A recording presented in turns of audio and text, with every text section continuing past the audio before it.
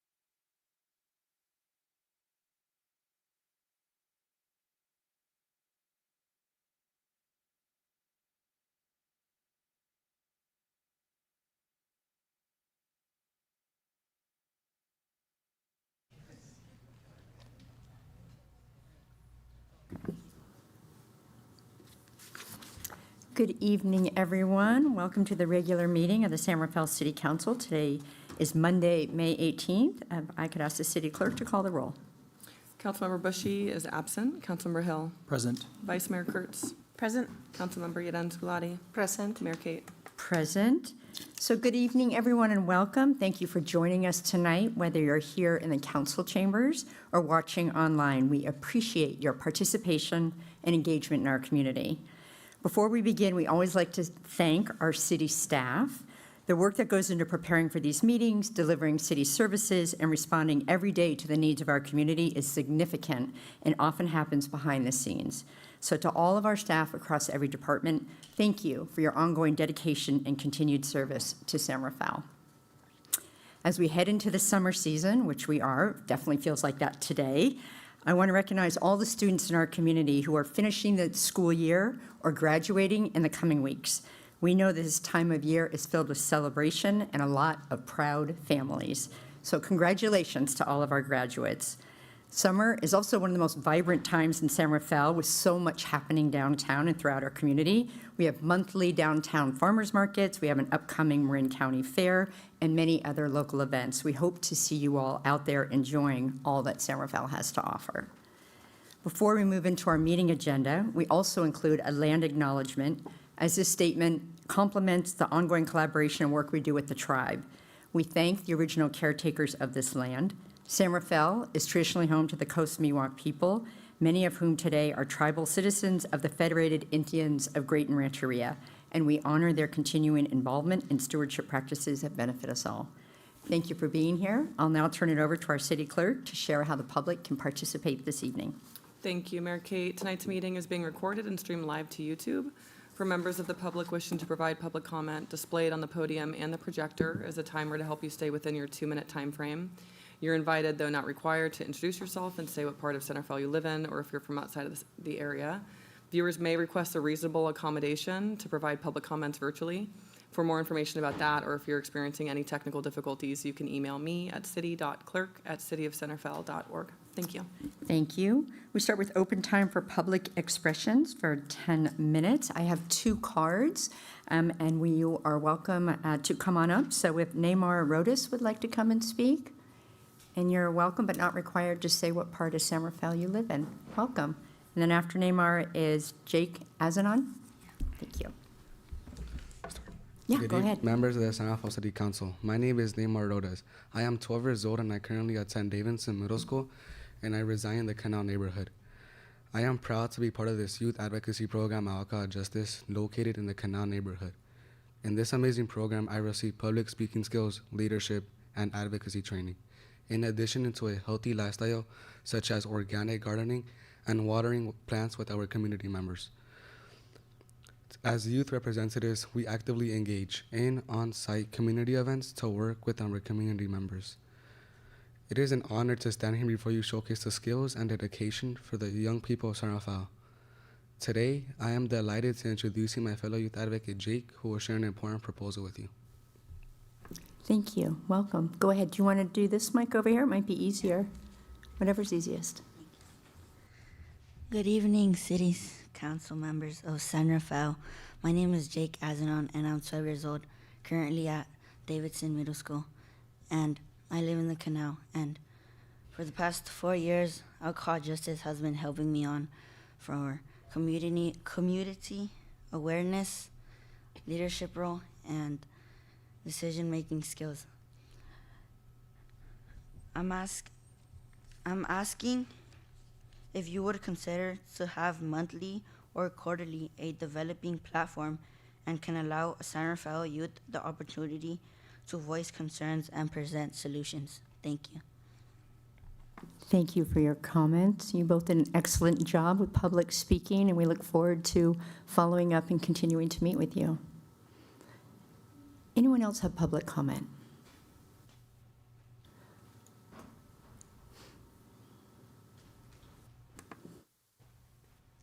Hi, I'm Noah Bugby. I live in San Rafael. I'm sure many of you know recently in January, there was a terrible flood in the Canal District with millions of dollars in property damage. It was so bad that even the hospital couldn't be reached. I mean, if someone were seriously injured, they wouldn't be able to get the help they need. We've researched 3 solutions ranging from $500 million to $2 billion. So whichever one we choose, the cost will be astronomical, but it has to happen. We can make this easier on ourselves by applying to things like SB 272, but this has a 2034 deadline.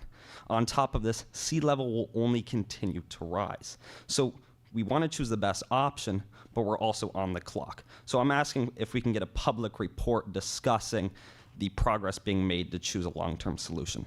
Thank you.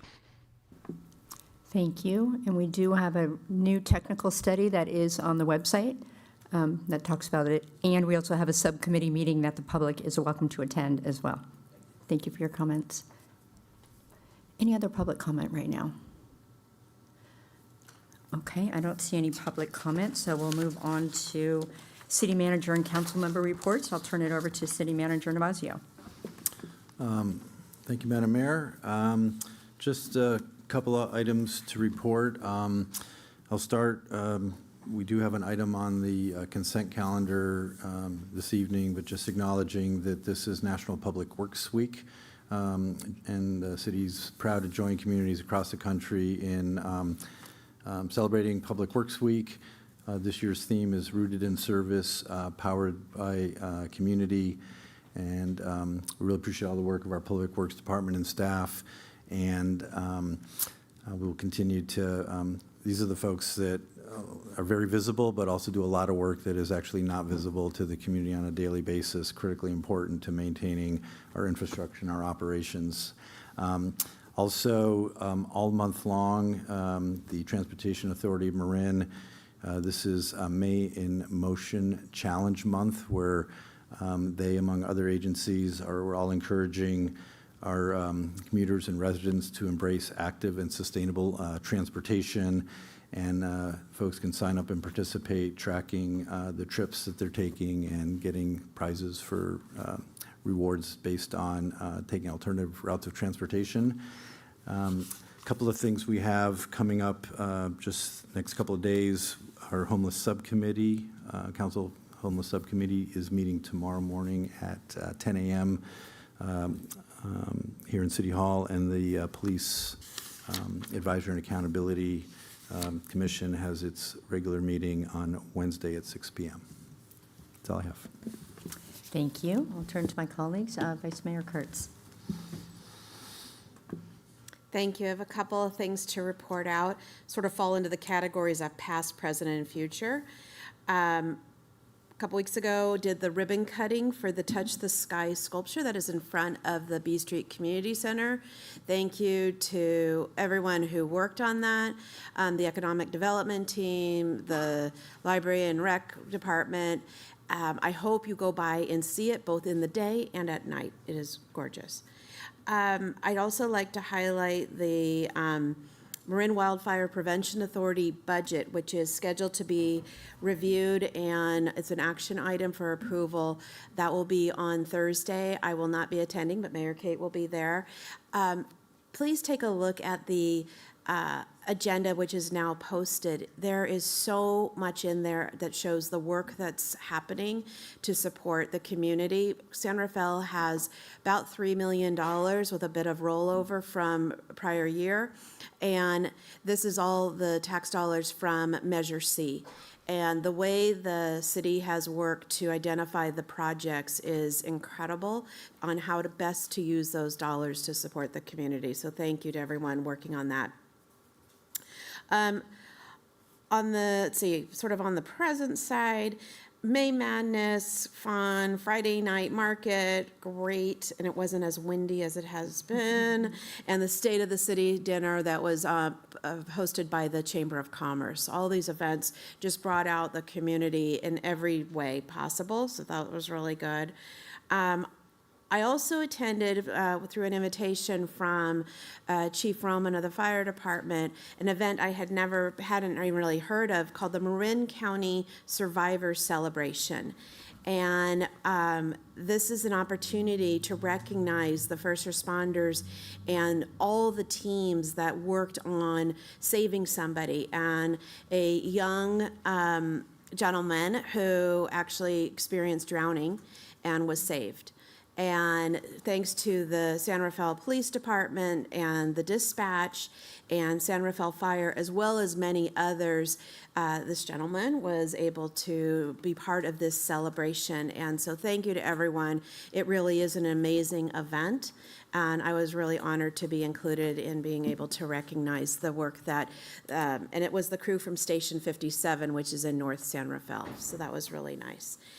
I also attended the Golden Gate Regional Center Legislative Breakfast, which is an opportunity to talk about the Lanternman's Act, which has been in place to support caregivers and many others in the community who really provide support for our residents around individual development disabilities.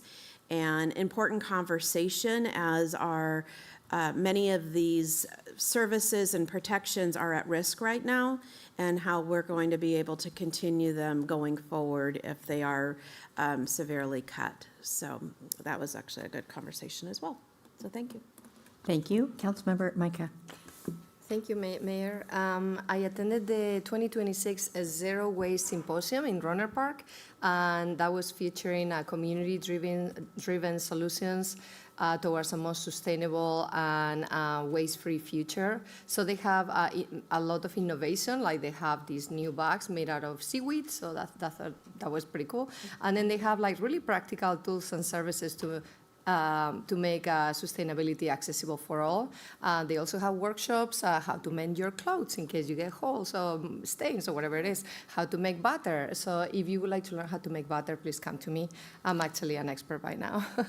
Also attended the May Madness, as Vice Mayor Kurtz mentioned. It was a great success, a great community event. I love to participate every year, and I had the pleasure to actually be on the parade with my 1967 Dutch Dart car from my husband and my dog. So anyway, I always love to participate at that event. The State of the City as well. I also participated in the Golden Gate Regional Center Legislative Breakfast, and as Vice Mayor Kurtz, everything she said is a very important conversation, and I just wanted to highlight the speakers were incredible and so inspiring to hear from them and to really understand what they go through, in their daily lives. And there were like elected officials, so it really helps making decisions to help them out. So also attended the Rotary Epic Day of Service with lots of clubs all around the country. Here in Marin County, it was around older adults, and I saw Vice Mayor Kurtz in there. We've seen each other all over the place. And then my last one is, my highlight is attended yesterday the Small Business Marketplace at Canal Alliance. We were supporting small businesses, which is investing in the heart of our community and the families as well that help us thrive. They were also introducing the 2 new murals. So as you know, Canal Alliance on the roof right now, they have a beautiful mural representing Guatemala, which is the residents of the canal. Most of them are from Guatemala, but there are a lot of residents from Mexico and a lot of residents from El Salvador, and then a lot of other countries. So the 2 new panels were actually representing Mexico and El Salvador. Thank you so much to Canal Arts, Rich, for making it happen. The artists, Omar and Vladimir, they do such a beautiful job, and I cannot wait for them to put it up on the roof so you can actually see it from everywhere. And they had like great merchants. I'm kind of like wearing some of the treasures I found. And I'm just really grateful for so many people to come together to uplift Latino-owned businesses and honor the culture and celebrate what makes our city so vibrant. So let's continue supporting and celebrating our diversity. Thank you. Thank you. Councilmember Hill. Thank you, Mayor. I have 3 events. One was, of course, shared with the Vice Mayor and Councilmember Jorans Galati, was May Madness. I can't beat that you had a vehicle, that you were in the parade. I was waving to the cars, so that was wonderful. Very vibrant event for the community. I also attended the State of the City last week, and on Tuesday, May 12th, attended the Finance Subcommittee with Mayor Caton's staff, in which we had the preview of the fiscal year 26-27 budget and considerations for traffic mitigation fees.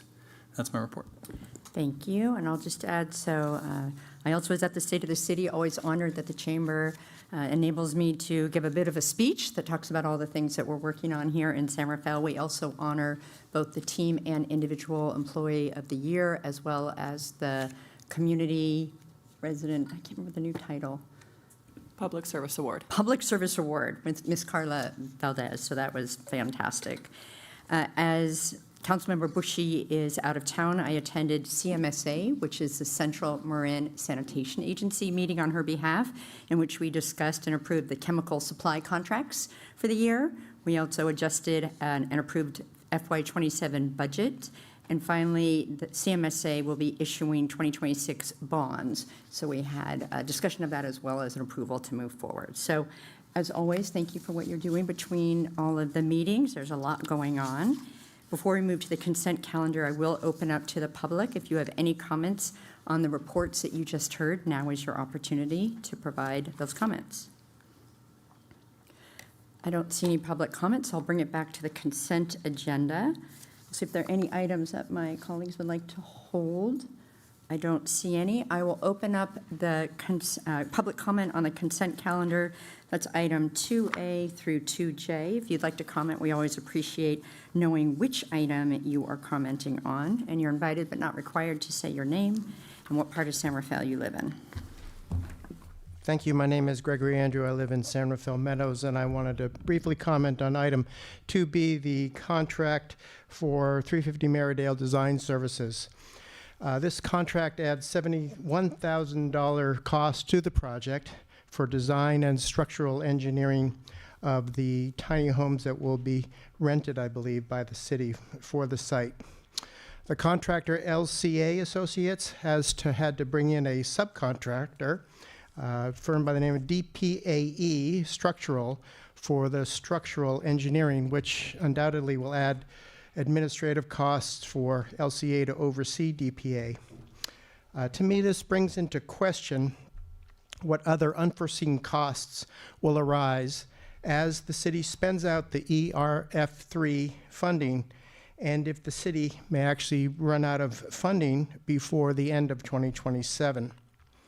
It also, to me, brings into question the fiscal responsibility of the City Council for this project, which I'll remind you is a project that was conceived, planned, and fully set in motion behind closed doors before this project was ever even brought to the public for any review at all. Thank you very much. Any other public comment on the consent agenda?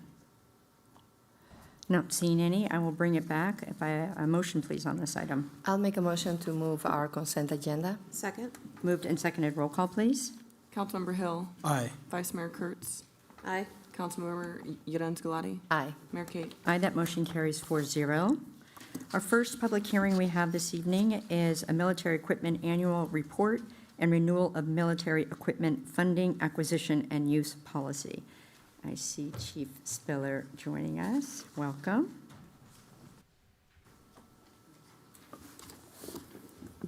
Last time I sat here, I spoke too soon, and I had to tap dance a little bit, so I'll wait till we get launched here. How's it going, Chief? Good. How you doing? Good.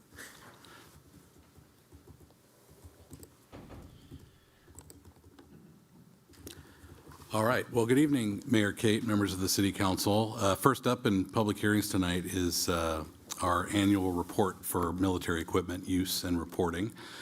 This is an annual requirement, and we've been before you a few times, a few years in a row now. So for this year's report, I'm going to introduce Lieutenant Rhonda Cordero, who's going to present the item tonight.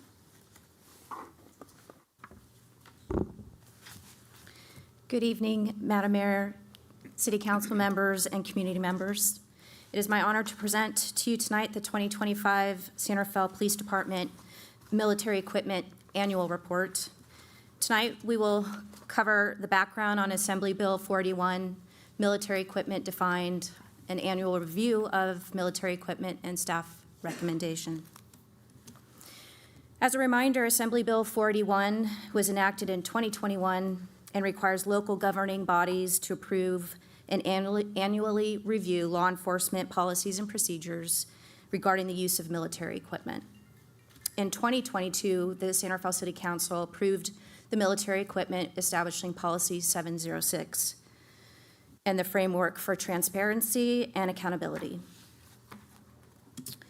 As required by legislation, the annual report that should be attached to your staff report includes a summary of how the equipment was used, a summary of any complaints, the results of any internal audits, violations of military equipment use policy, and any actions taken in response, the costs associated for each type of military equipment, the quantity of each type of military equipment, and any military equipment the law enforcement agency intends to acquire in the next year. Under AB 41, there are 15 different categories defined that defines military equipment. The San Rafael Police Department possesses military equipment in the following categories: Category 1, 2, 7, 10, 12, and 14. In most instances, the military equipment possessed by the San Rafael Police Department is used at approved training. However, there are instances where it's been utilized or deployed in the field for their routine duties. Most of the funding that comes, that the military equipment that we've acquired comes out of our general fund, except for our armored rescue vehicle, which was funded through a state Homeland Security grant. In the far right-hand corner, you can see how long the inventory's been in our possession and each category listed.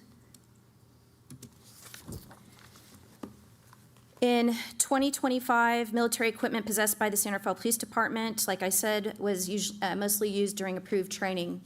In October of 2025, the San Rafael Police Department introduced the Drone First Responder, or DFR, program. Between October 30th and December 31st of 2025, the Drone First Responder responded to 113 calls for service. Since then, we have acquired an additional, so that we have 2 drones at the current moment. We have 6 licensed pilots with several others in the process of getting their license. So ideally, we would like to have a licensed pilot or operator for every shift 24/7.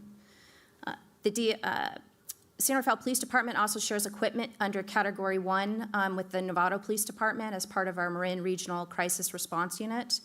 And that UAV was deployed during 5 crisis response unit operations. And on occasion, we've asked for the assistance of a UAV from the Marin County Sheriff's Office, and during 2025, it was utilized in 1 crisis response unit operation. The armored rescue vehicle, which falls under Category 2 of military equipment, was used at approved training, as well as the 5 high-risk operations that were listed in the previous slide. We also have military equipment that falls under Category 14, which is our less lethal impact devices, which were used at approved training, as well as 1 high-risk situation. I'd also like to add that the police department has not obtained, nor does it utilize, any equipment procured from the United States Department of Defense through the Law Enforcement Support Program, also known as 1028 or 1033. With regard to our inventory, we cycled out 5 870 Remington shotguns that are utilized as less lethal delivery impact systems, with 5 less lethal 40 millimeter impact devices. This is part of a department transition to 1 less lethal impact device platform. In consideration of the planned destruction of the 870 Remington shotguns, as mentioned, the police department would procure an additional 18 40 millimeter less lethal delivery systems under the city council approval.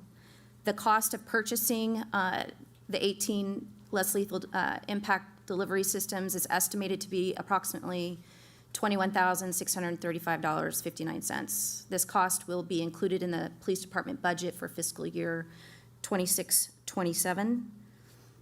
There are no other equipment recommendations or additional expenditures to the general fund. I'm pleased to announce that the San Rafael Police Department has received no complaints regarding military equipment in 2025, nor has it in the previous 2 years listed. And after an internal review, revealed no violations regarding any military equipment and usage. The San Rafael Police Department remains committed to transparency, accountability, and responsible stewardship of specialized public safety equipment. These tools are carefully regulated and intended to protect both community members and officers during high-risk incidents. Staff recognizes you have different options and respectfully recommends approval of the resolution consistent with AB 41 requirements. Thank you, Lieutenant Cordero. Great report. I'll see if there are any questions. Councilmember Hill, go ahead. Thank you, Mayor. Thank you, Lieutenant Cordero, for that report. I had a few questions. One is related to the drone. It's somewhat novel for our community.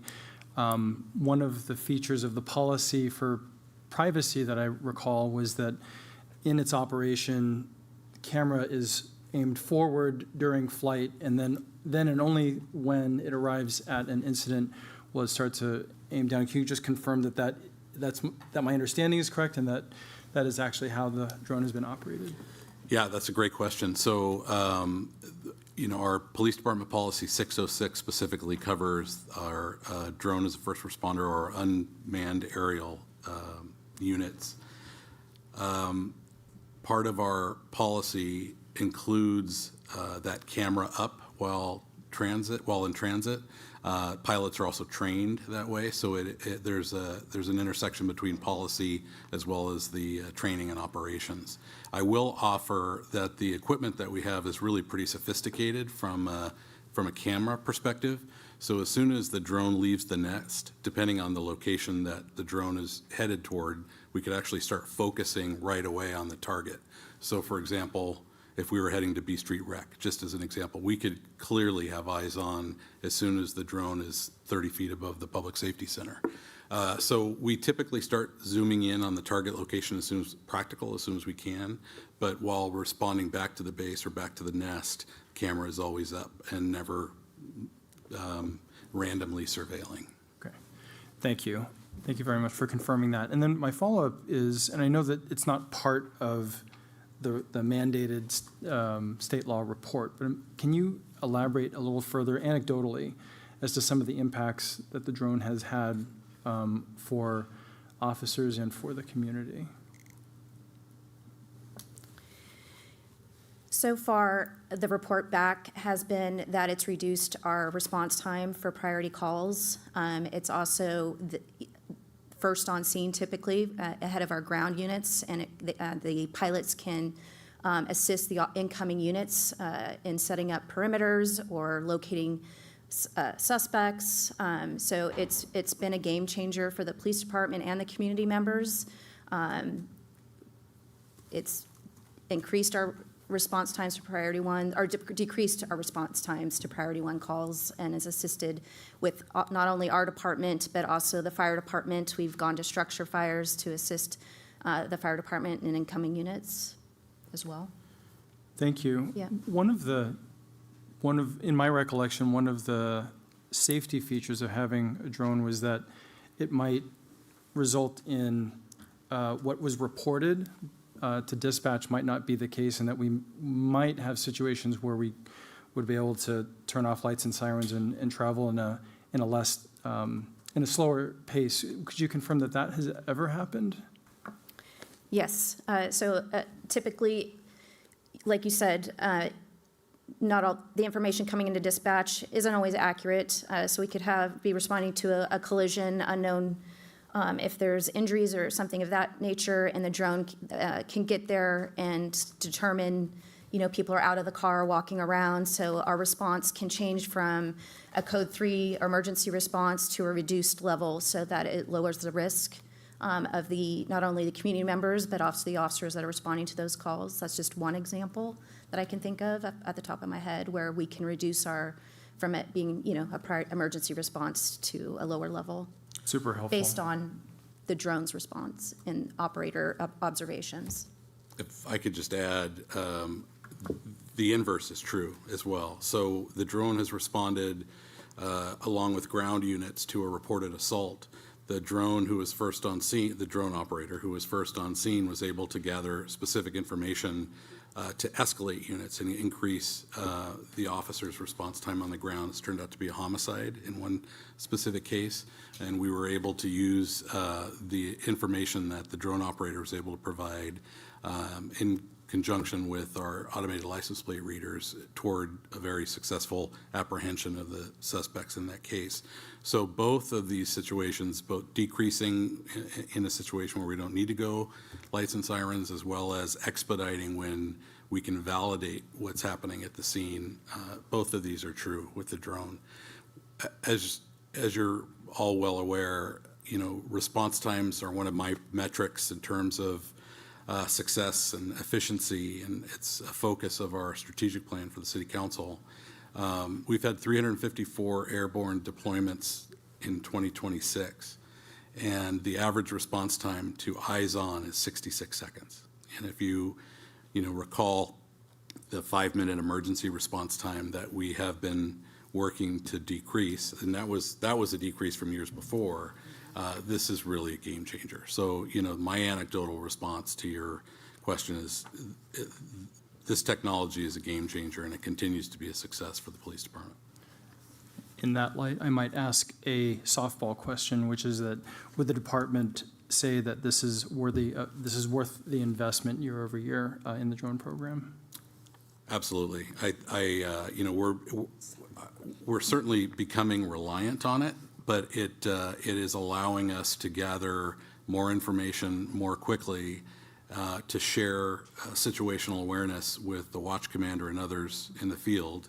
For example, there's a spectator feature, and I randomly monitor flight operations throughout the day, and you can actually monitor what's going on from the watch commander could do it from their tablet, from their desk, from the phone, and it's a pretty powerful feature as we gather to make game time decisions in terms of resourcing and responding to events in progress. Thank you. If you'll indulge one more question. Among all the equipment, again, this is more anecdotal. I don't intend to make this a data-driven question, but it would seem to me that some of the equipment, every officer we would want to make certain has training on, say non-lethal weapons, but some of it seems more specialized. Can you confirm, without it being exhaustive, some of the equipment that's been mentioned that every officer would have training with? Excuse me, were you saying or asking specifically about less lethal? Okay. So currently, we have two platforms. We have the 870 Remington shotguns that we deploy for less lethal impact delivery systems, which we use a beanbag round, and we have the 40 millimeter less lethal impact delivery system. And part of our department transition is to start to cycle out those the 870 Remington and replace them with the 40 millimeter less lethal impact system. It's proven to be more effective. We can deploy it at greater distance than the Remington shotgun, which then allows our officers to have time and distance to utilize their de-escalation tactics. So it's proven to be, in our opinion, a better, less lethal impact system. It also allows the officers they get trained in both, to answer your question, sorry, council member. They get trained in both. They're required to do so every year. But this would allow them, by transitioning to the one platform, more training on the one instead of on both. Thank you. Okay. Thank you. Vice Mayor, questions? No? Councilmember Urens-Gulati. I appreciate Councilmember Hill because he has asked a lot of the questions that I had. So I guess my question is, one of the features of the drone is that you can use voice when you get to the incident. Is that something that you have been able to utilize, or is more like observation? So our drone equipment does not carry payload at all, including audio speakers. So we cannot communicate with somebody on the ground. There is heavy-duty equipment that you can equip like that, but it's purely video equipment for the operator or a spectator. So there's no two-way communication with the drone in the field. Oh, okay. Okay, thank you. And my other question was, as you are replacing the different tools that you have, what happens with those, the old ones? they get destroyed. That inventory gets cycled out, and and it gets destroyed, and we document that destruction. Great, thank you. Thank you. And I just have one follow-up question. It was in the staff report, but just for folks that are watching in, we do have a Police Advisory and Accountability Committee, so could you just speak to the presentation and how it was received? Absolutely. So the legislation actually requires a community meeting in advance of the governing body considering the matter. So what we have done since the Police Accountability and Police Advisory and Accountability Committee was formed is we present to that body, which is a publicly noticed meeting. Lieutenant Cordero presented, we addressed community questions that was accessible to the community both on Zoom and in real time. There were some questions and comments made, but all of that was captured into the staff report. Great. Thank you. Not seeing any further questions at this time. I'll open up public comment. If you'd like to comment on this agenda item, now is your opportunity. Okay, I don't see anyone coming forward, so I'm going to close the public comment and bring it back to the council for comments and then ultimately a motion. Vice Mayor, any comments on this item? Yeah, I'd just like to thank you for the report. I know it's a required, but you make it very easy to understand and year over year to see what the changes are. So I really appreciate that, and thank you for reaching out with the PAC group and using that as an opportunity to share this information. So thank you, and happy to make a motion when we're ready. Thank you. Councilmember Gulati. Yes, I also wanted to echo Vice Mayor Kurtz. Thank you so much for the report and for always looking for items that to de-escalate, the situation. So I really appreciate that. And yeah, thank you. I'm definitely support this. Thank you. Councilmember Hill. Yes, building on my colleagues' comments, AB 841 is a law that we are following. But as to the spirit of it, I think that this is really about making sure that our community can have a demystified view into how military equipment, as it's defined, is used by our department.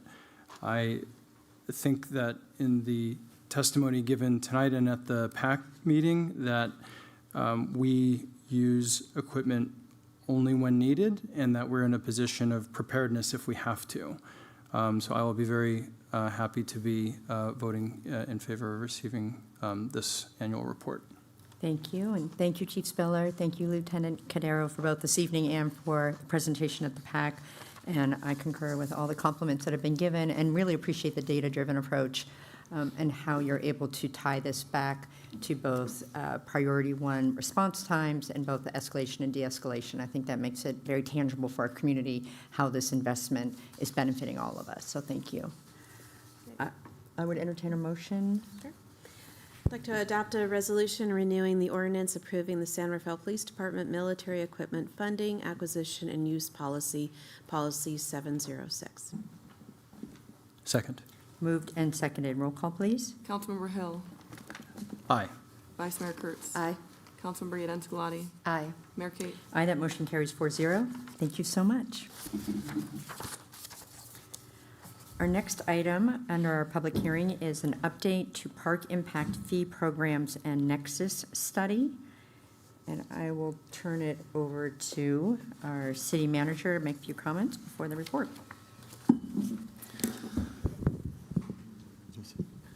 Thank you, Madam Mayor, members of the council. I'll just provide a brief introduction and then hand it over to our staff for the bulk of the presentation. I would just note that, as agendized, this public hearing focuses specifically on work being done to update and bring forward our park impact fee. I would note that we have discussed this topic several times at the Finance Subcommittee. And to provide just a little bit of context, the city has, as part of the council strategic goals, review and updating of, all of our fees across the board, but specifically bringing up to date the category of development impact fees that, when taken together, is really the means that local government has at our disposal to help ensure that plan development and development that actually comes forward is able to pay its proportionate fair share of the cost of infrastructure required to maintain service level standards as adopted by the council in your various policy documents, from the general plan to the park master plan, et cetera. It is a very, can be technical and very, complex set of economic analyses and cost allocations matching up with the evolving legal and statutory framework that allows the city to impose the impact fees. In fact, we do have planned at your second meeting in June, bringing forward the traffic mitigation fee, and work is currently underway on the public safety impact fee. So I do want to just ensure that this is just the first of several conversations that we'll be bringing to the council to put the city in the position we think is most appropriate to help address the impacts of the development that is contemplated. And with that, I think I'll turn it over to staff for the presentation. And I will note that in the presentation, we do have a kind of an update to the staff recommendation that we will touch on and make sure that we're clear on that as we get to the public hearing portion of the presentation. Thank you. Thank you. Welcome. Thank you, Paul. Good evening, Honorable Mayor and members of the Council. Sulina Smith, Senior Management Analyst from the Community and Economic Development Department. Joining me today is Debbie Kern with Kaiser Marson Associates, who prepared the Park Impact Fee Nexus Study. Also joining us is Micah Hinkle, Director of Community and Economic Development, in addition to Catherine Quaffa, our Director of Library and Recreation. Also online, joining us remotely, is our outside legal counsel, Megan Burke with Jarvis Fay, who's been supporting us through this process. So today's item is to receive an update on the Park Impact Fee Program. Last year, the city engaged with Kaiser Marson Associates to prepare a new Park Impact Fee Nexus Study. The city's park impact fees have not been comprehensively updated in decades. The park impact fees are a key funding mechanism to ensure new development helps offset the cost of park and recreation infrastructure. This is a broader effort This effort is part of a broader multi-year initiative to update all of the city's impact fees, including traffic mitigation, housing, and a potential new public safety impact fee.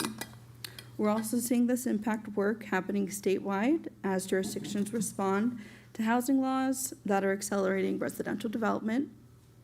The goal here is to ensure that we remain legally compliant and that the new development contributes its fair share so that we maintain our current service level without relying on the general fund.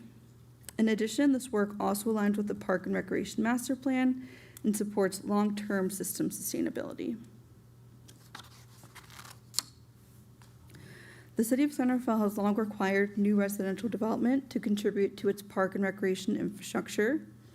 In 1971, the City Council adopted Ordinance 1029, which added Chapter 3.24 to the San Rafael Municipal Code, establishing the city's park and recreation facilities fee. This ordinance authorized the city to impose fees in connection with the construction of dwelling units to fund the acquisition, improvement, and expansion of parks, playgrounds, and recreation facilities. And in 1989, the council adopted Ordinance 1558, establishing the city's park dedication and lieu fee program pursuant to the Quimby Act. This ordinance authorized the city to require the dedication of land for residential subdivision projects to fund the acquisition, development, or rehabilitation of parkland and related improvements. With that background on the city's existing park impact fee programs and the purpose of this update, I'd like to now turn it over to Debbie Kern with Kaiser Marson Associates to walk through the Nexus study. Good evening, Madam Mayor, members of the council. I'm happy to be here tonight to talk about the Nexus study that we prepared. The Nexus study is really a cornerstone of the California Mitigation Fee Act, which was initially enacted in 1987. It is periodically updated, and most recently it was updated in 2021. And in that update, it requires before a city or local jurisdiction adopts an impact fee that you must prepare a nexus study. And the purpose of the nexus study is to, as we have in this slide, is to ensure that growth pays for the impacts of growth. And what that means is that the fee amount that you set is set so that new development pays a fee that fully mitigates the impacts of the demand that it creates for new parks and park facilities. And so the Nexus study establishes the maximum legally supported fee amount. It identifies what you're going to spend the fee money on. It ensures that the fee amounts that you're setting meets all the requirements of the California Mitigation Fee Act, and that they're proportional, and that no fees will be levied on new development to mitigate the deficiencies of existing development. So you're not burdening new development on deficiencies of the existing situation. It ensures that fee revenues will be used for capital improvements, not operating costs or maintenance costs. So that's the purpose of the nexus. The methodology. What we have used under AB 602, there's a variety of methodologies that you can use, but one of the standard methodologies is looking at, well, what is the existing level of service in the city today for parks and recreation facilities? And what would be the cost to replace that? And then what is that cost per capita? And then you apply that same per capita cost factor to new development. So basically, new development is just paying its proportional share of what the existing level of service is. You're not increasing the level of service, it's the cost to maintain that level of service. So in San Rafael currently today, there's about 106 acres of parks, of neighborhood parks, community parks, special parks. And then in addition to that, you have 3 community recreation centers and 1 cultural center. So we have converted that level of service into a yield of about 184 square feet per 1,000 residents is the level of service. And so we have then converted that into a cost per unit of new development, and then from that, a cost per square foot, because one of the requirements of AB 602 is that the new fee be established proportionate to the square footage of new development. And so that this methodology ensures that costs are fairly distributed, and that growth pays its fair share, and it meets all the requirements of the Mitigation Fee Act. One of the requirements of the Nexus report is to include a capital improvement plan, and that identifies what are the types of eligible improvements that the city has planned that would be eligible for funding in part with the fee revenues. And so the city staff has worked to develop that plan based upon the CIP, the citywide CIP, and the costs of the projects included in there are ones that there isn't other funding already identified, such as Measure P. So those projects have been taken out of the list, and then it identifies the types of the list of projects for which a portion of those costs will be funded with impact fee revenues. So in addition to the impact fee study, which the Nexus report addresses, the city has also decided at this time, as Selena mentioned, to update the Quimby provisions that apply to subdivision projects, so new development that's in subdivisions. And right now, the city's requirements are, it requires new development to either dedicate or pay an in lieu fee equivalent to the cost of providing 3 acres of parkland per 1,000 residents. To align, that we've decided, the city would like to align the Quimby provisions with the impact fee program, and that means reducing the requirement actually on subdivision projects to either a dedication of 1.84 acres per 1,000 or paying a fee. And so that translates into a dedication requirement of 184 square feet of parkland for multifamily units or 206 square feet per single family unit. And we have calculated what that fee amount is based upon the cost of acquiring land and the cost of building new park facilities. And with that, I'll turn it back to Selena.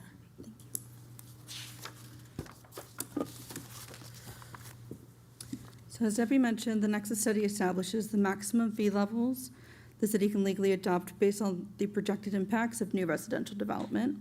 This slide summarizes those maximum allowable fee levels identified in the study.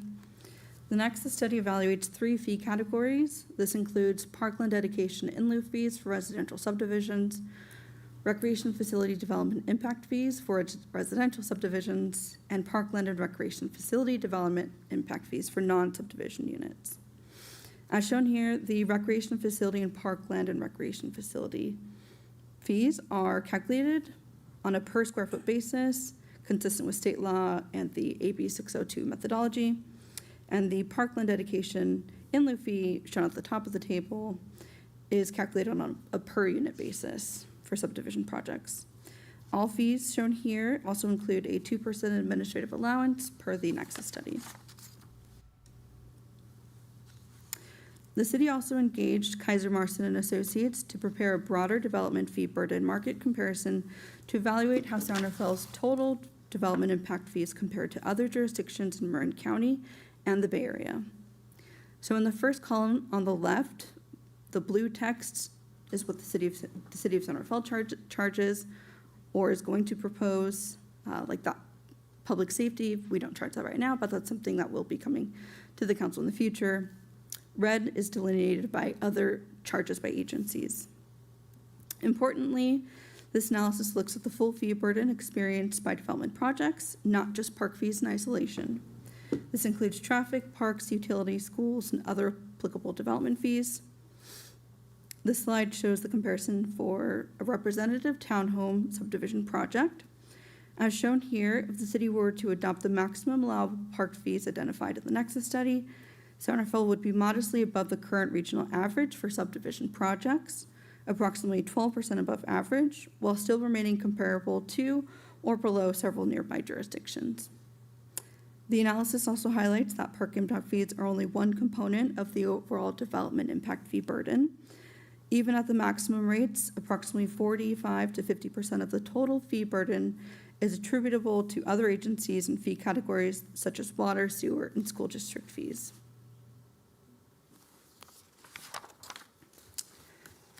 This slide shows the same comparison using a representative mid-rise rental apartment project, which reflects the majority of residential development activity currently occurring in San Rafael.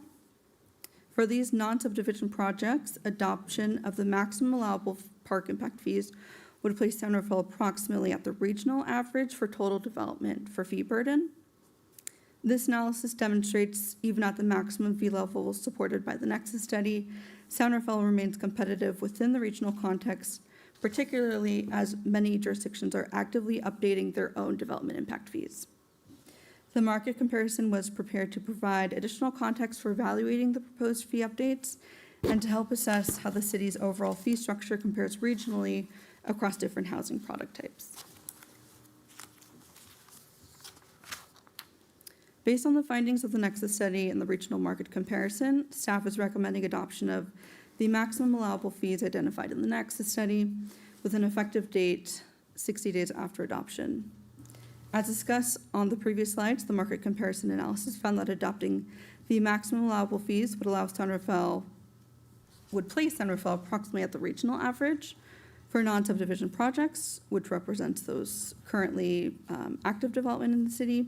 And then for subdivision projects, adoption of the maximum fees would place the city modestly above average market.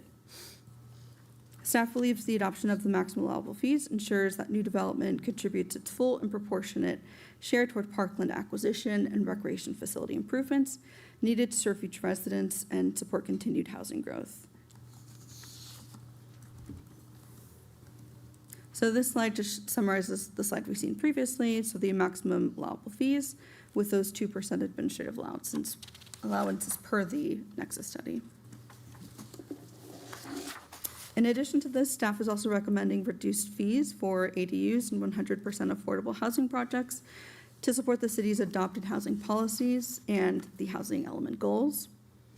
The housing element identifies the preservation and production of affordable housing as a key city priority and includes programs intended to encourage housing affordability and additional housing production. Consistent with state law, ADUs under 750 square feet would remain exempt from park impact fees. Staff is also recommending reduced fee rates for larger ADUs and for 100% deed-restricted affordable housing projects across both subdivision and non-subdivision categories. This slide summarizes the proposed reduced fee schedules for ADUs and 100% affordable housing projects.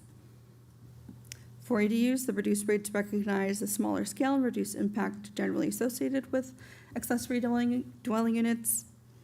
For 100% affordable projects, the proposed reduced fee structure is intended to support housing affordability and encourage additional affordable housing production within the city. Even with the reduced rates, these projects would continue to contribute to park and recreation facilities needed to serve future residents. Following tonight's public hearing, staff is requesting that the City Council open the public hearing, keep the public hearing open, and continue the public hearing to June 15th, 2026 at 6 p.m. or as soon thereafter that the matter can be heard. In addition to this, staff is requesting that the council direct staff to prepare a written response to public testimony and provide any questions to staff as appropriate. This includes questions relating to any of the public comment that has recently come in, for example, exempting affordable housing projects from the park fees or senior housing reduced rates, things like that. Thank you, and this concludes our presentation. Thank you, Selena. Thank you, Debbie. Appreciate your presentation. I'll start with Vice Mayor. Any questions on this item? Yep, go ahead. Thank you. It's a really good conversation. It's hard because it pits the need of wanting to improve our parks and have the right fees to the fact that we need to have housing. And it pits those two together, it pits us, the city, against the developers, and I find that really hard. So I want to try to couch this in terms of not whether growth should contribute to parks, because it should. The question is whether our fee structure is calibrated in a way that still allows housing we say we want to have built actually get built. And so my questions are really looking at trying to step back from some of that, and I'm glad we're going to recommend to continue the public hearing and have this come back, because I do think there's a lot to look at. One of the things that I was trying to, like, if we took one of our entitled projects now and applied this fee as well as all the other fees, what does that amount to for a developer? So you don't have to answer. These are these things as we come back. I think it would be helpful, at least for me, to understand what are we talking about in terms of that picture, in terms of that. When I look at the comparison chart, so moving on from that one, when I look at the comparison chart, I don't think of San Ramon comparable to San Rafael. I don't see the development I've seen out in San Ramon is sprawl. There's a lot of sprawl development, not necessarily infill development, where we're really focused on infill. And I'm wondering if there's any more apples to apples. Some of them were, right? So Santa Rosa and Petaluma are probably more infill than San Ramon, but I don't know if there's another jurisdiction that would feel a little bit more apples to apples around that. And then in terms of, based on where we're at today with the development of projects entitled but nothing being built, or slow process in getting projects built, have we seen, or have you seen jurisdictions transition a fee change over a period of time? We are jumping quite a bit from where we are today to the max. And I'm wondering if there's been any examples of gradation in that process. And I know we're going to be coming back with traffic fees. There's probably other fees. So again, I think we need to see where we're at today with fees against the whole picture of all the fees to where we think we might be going. And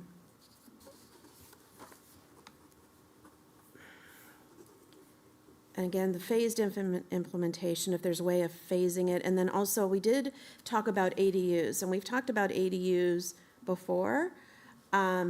Most of our ADUs are not used for additional new housing, but are used for, I don't know, you would call it, what the term would be in terms of people developing their ADU. It's not for outside additional housing. So I'm curious in terms of, yes, we're giving a discount on an ADU, those fees, but I'd also like to see if that discount be contributed if that ADU was being used for additional housing inventory. I guess that's the word I'm looking at, because right now the ADUs are not really contributing to housing inventory per se. I'd also like to see if there's any jurisdictions that have looked at senior housing that has a different type of structure, or other types of housing, categorizations. And again, this is to come back later. I know we have the 100% affordable housing, but maybe there's again 0 to 100%, and maybe there's some other qualification in that spectrum of looking at how do we support this. Because I mean, every headline these days in our community is around how housing is not getting built. And again, the pit of is increasing fees and supporting our parks and knowing that, yes. And I want to make sure we're not doing anything that impacts our progress on getting more housing. And I don't know if there's, I mean, all of us have to contribute to our parks. All of us should be contributing to the support of our parks and community and everything else. And I know that that's, again, much bigger than this study and much bigger than this conversation. But again, we're just talking about the developments, but I'm seeing that it is a bigger responsibility across the board. And this might be something that maybe you could answer tonight, I don't know.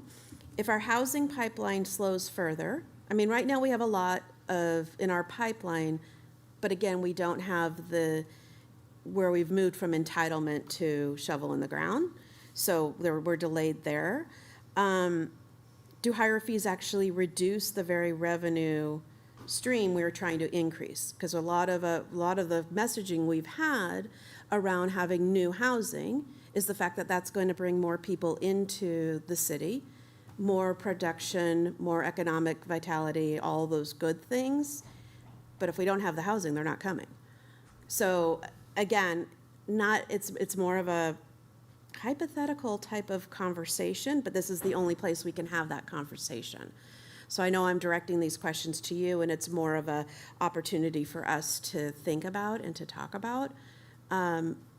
How do we do both? How do we support the infrastructure that we need to support, and at the same time, are there other tools in the toolbox that are being used in other places that don't impede the housing that we need to have done?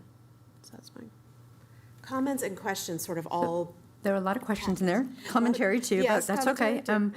So I know we're also going to have a housing study session, so maybe some of those might be answered at that as well as the continued public hearing. But is there anything, Director Hinkle, that you would want to respond to right now?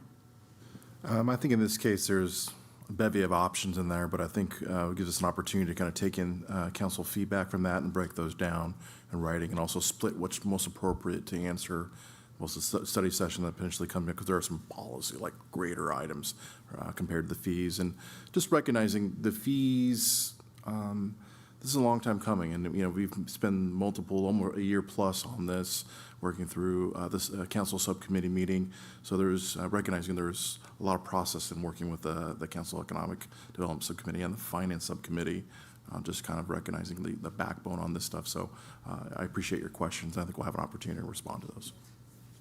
Thank you. And that's a good point, because those meetings are also open to the public as well. So both the Housing Subcommittee as well as the Finance Committee. Councilmember Micah, go ahead. Yes, thank you so much for the study and the report. I have actually similar questions from Vice Mayor Kurtz. One of them, I will also be interested to see the total fees that developers are paying when they come in.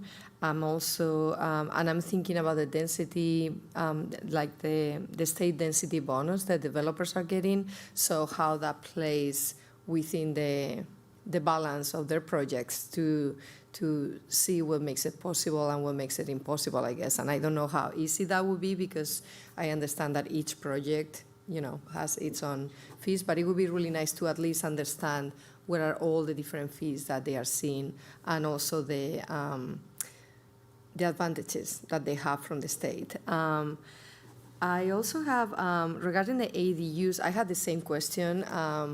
When I know that you mentioned there is an exception if it's under 750 feet, but what about the usage? Because as we know that a lot of them are not built to be rented. So some of them are like short-term rentals, or some of them are like just to have extra. So I'm curious to see if the size matters versus the usage of the building, of the ADU. And then the other one is, I love to see that we have incentives for low-income or very low-income housing. And is it possible to make it even more attractive? The more you build low-income, very low-income, the less the fees that you have to pay. And again, not only about the fee that we are talking today, but in general, like the other fees as well, as an incentive to bring more low-income housing. Yep, I think those are all my questions. Thank you very much. Thank you. Councilmember Hill, any questions? Thank you, Mayor. I have a few questions with respect to how, because I actually, as much as it was testified that these formulations can be complex, and I'm sure it is, the way you explained it seemed pretty straightforward, which is that there's a proportionality using as a baseline existing assets and services, and then using the math of the per capita allocation and then applying that to the units that would create the growth that would be expected for those units. It seems pretty straightforward to me. Is it pretty much that straightforward? I'm sure there's more to it, but how are other communities using the same formulation to arrive at their nexus study values for different types of development? Should I answer that? Yeah. Yes, this is a standard methodology for establishing park fees that we have been doing for, communities throughout the state, and other firms use the same approach. It's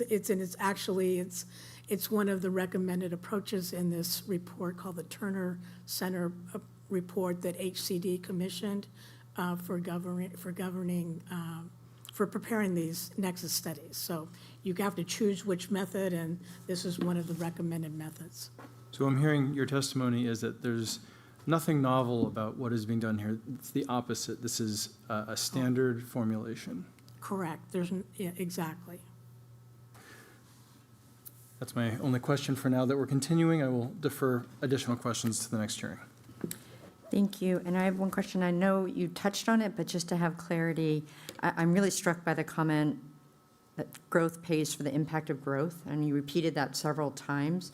So can you talk about how that intersects with the CIP and the projects? You said there's a list of projects. Like, how do you ensure that it's not, I mean, we'd all love more parks. Everyone always wants new parks. We know that.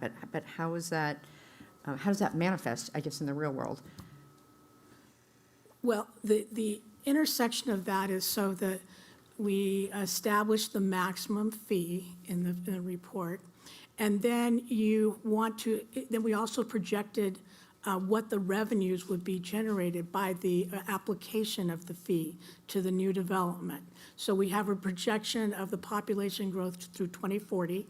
We converted that into the growth of new residential units, and then using the average unit size, estimated then what the total amount of square footage, and then the application of that per square foot fee to the new square footage. We looked at then what would be the range of new revenues.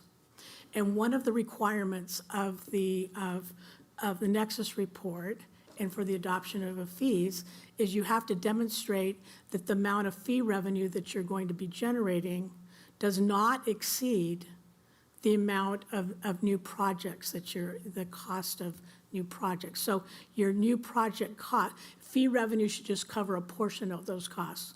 Or in no way you should be generating more fee revenue than the planned projects that you have in the pipeline. So that's how the intersection is. So we have the total CIP, and then a portion of those costs we would anticipate that would be eligible then for funding with the fee revenues. But the fee revenue total will fall short of that total amount of capital improvements to be undertaken. Park improvements. Okay, that's really helpful. And I have one further question, just for clarity. So if we have, in one of our developments, 1,500 people coming in, and you're talking about capital improvements, but would it ever be to a park acquisition? Like, you need more parks. Yes. So that's the other part I'm trying to figure out. And then we don't have land just lying around. So if you don't have the space to create a new park, then where does that money go? Or how does that?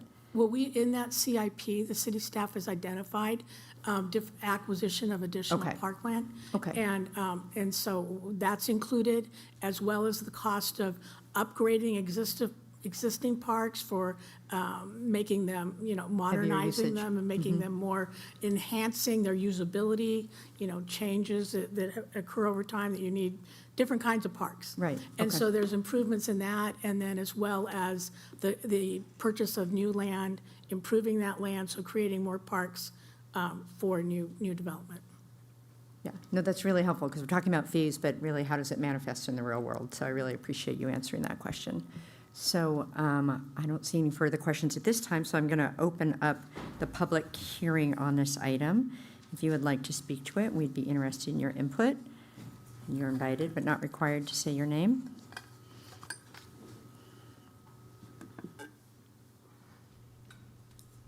Good evening. My name is Gregory Andrew, San Rafael resident, and I wasn't planning on talking about this. I'm really just reacting to what I heard from the staff. I'll also say I'm ignorant about this topic. I didn't realize that park fees were a vehicle for housing development. Obviously, they are. But I believe I heard staff recommend that you lower the development fees, and it boggles my mind that you would consider that. Why on earth would you lower the development fees when we've got a city that's getting raked over the coals by developers and making a windfall? Councilmember Kurtz said that everybody knows the headlines are all about developments that aren't being built. That's not what the headlines are about. The headlines are about the next tallest building that's coming forward to San Rafael, 24 stories. Staff used the term mid-level rise. I'm hearing all about high-rise here. And you are getting threatened to be sued by developers because you're trying to show some restraint. So seems like lowering the development fees doesn't make any sense. If I heard that right, I believe I did. Okay, I didn't. Then I apologize for that.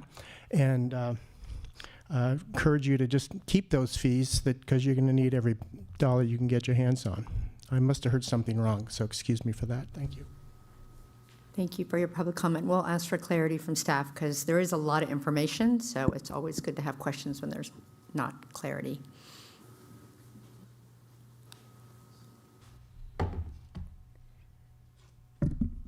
Hello, council members. Thank you for taking the time to further look at these fees and to continue it to the next meeting. We think that's an important step to having a good fee structure in place. Parks are important infrastructure. I'm Jenny Silva, by the way, from Call Marin Home. Sorry for not introducing myself. Parks are important infrastructure, and we support that San Rafael invest in its park. That said, we are very concerned about these fees, and in summary, we do not believe that the fees will generate the projected revenue and that the size of the fee is likely to have a significant negative impact on new development. We don't think it is proportional to the impact that these new residents will have on the city of San Rafael, especially given that San Rafael is currently not even at its peak population. It's hard to see how a new unit will have a $18,000, $15,000 impact when we have housed those people before. So we are concerned overall with the size of the fee. I was really heartened to see here Councilmember Kurtz ask for a project analysis for the already entitled projects. I think that will be really helpful. And I also have another suggestion of how we might want to look at this. San Rafael used to have a 20% inclusionary requirement, and when that was in place, there weren't projects proposed. It reduced that percentage to 10% and started getting proposals. And from a developer's perspective, that inclusionary percentage works as a fee. It's an additional cost. And I would think the staff would be able to do some analysis of what the reduction in cost on construction was when that was put in place, and that would be a very valuable benchmark. I would say much more valuable than comparing to other jurisdictions, because right now we have no jurisdictions that are building enough housing. Every jurisdiction is having trouble making things financially pencil. So my time is up. We could wrap up. Yep, thank you. Anyway, thank you. Any other comments on this item? Good evening, council members. My name is Jeff Doherty. I'm a Marin resident. I'm also a small infill lot developer based in Marin and Sonoma County. I don't currently have any projects in San Rafael, although I'd love to, so I'm here to comment on the fee, specifically in opposition to it. I just want to first say I echo the technical comments that I know have been submitted to staff through the California Housing Defense Fund regarding the flaws in the Nexus study. I think the issue from a non-lawyer's perspective is, the methodology referenced was done in 2023. In 2024, there was a new Supreme Court ruling that changed what's allowable under the law for the impact fees. So I'd encourage us to kind of further discuss and look at that. Also, as discussed earlier, just given the number of impact fees currently under consideration, I just want to focus on how these fees kill projects before they even start. As Councilmember Kurtz said, one of the main concerns of at least my community is projects get approved, but they don't get built. A lot of that, if you talk to developers, people say it doesn't pencil, the costs are too high. Much of that is out of all of our control. That's cost of construction, gas prices go up, energy costs, things like that. The one part that we do control is taxes and fees. And to dramatically increase upfront fees and costs on new housing at a moment when we've just approved all these projects, we want to see them actually come into our community, that just feels counterproductive. That said, I live in Marin because we love our parks and open spaces. Like others have said, I get the desire to fund parks, and I think there's just other ways to do it. I think we really need to look at as again, Councilmember Kurtz, you said, what do these residents that come into our community, they pay property taxes, they support our businesses, they eat at our restaurants, they pay sales taxes. I really think we can think about how all that revenue benefits our community and supports our parks as well. So thank you for your time. Thank you. Any other comments on this item?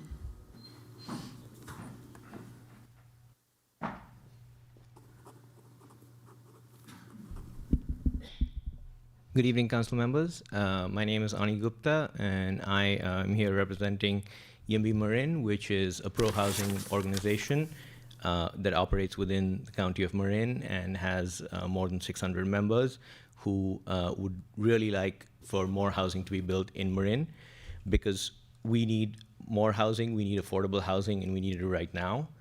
And at this point of time, when San Rafael is finally taking steps towards getting some of that housing built, would absolutely be the wrong time to increase the financial burden on new housing that is going to be developed.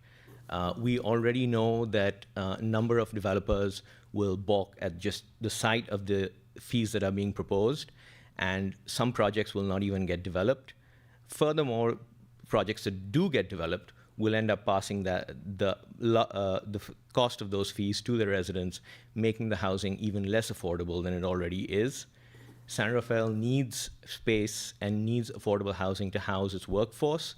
It needs housing to house essential workers and residents, many of whom have difficulty finding housing, people like our seniors, the large unhoused population that is growing by the day. And putting fees in place at this juncture would just make it even more difficult to get things built than they already are. I find it absolutely appalling that San Rafael only approved 33 housing units last year. That needs to change, and this would be going in the wrong direction. I hope you will reconsider not necessarily the fees themselves, but the size of the fees. Thank you. Thank you. Any other comments on this item?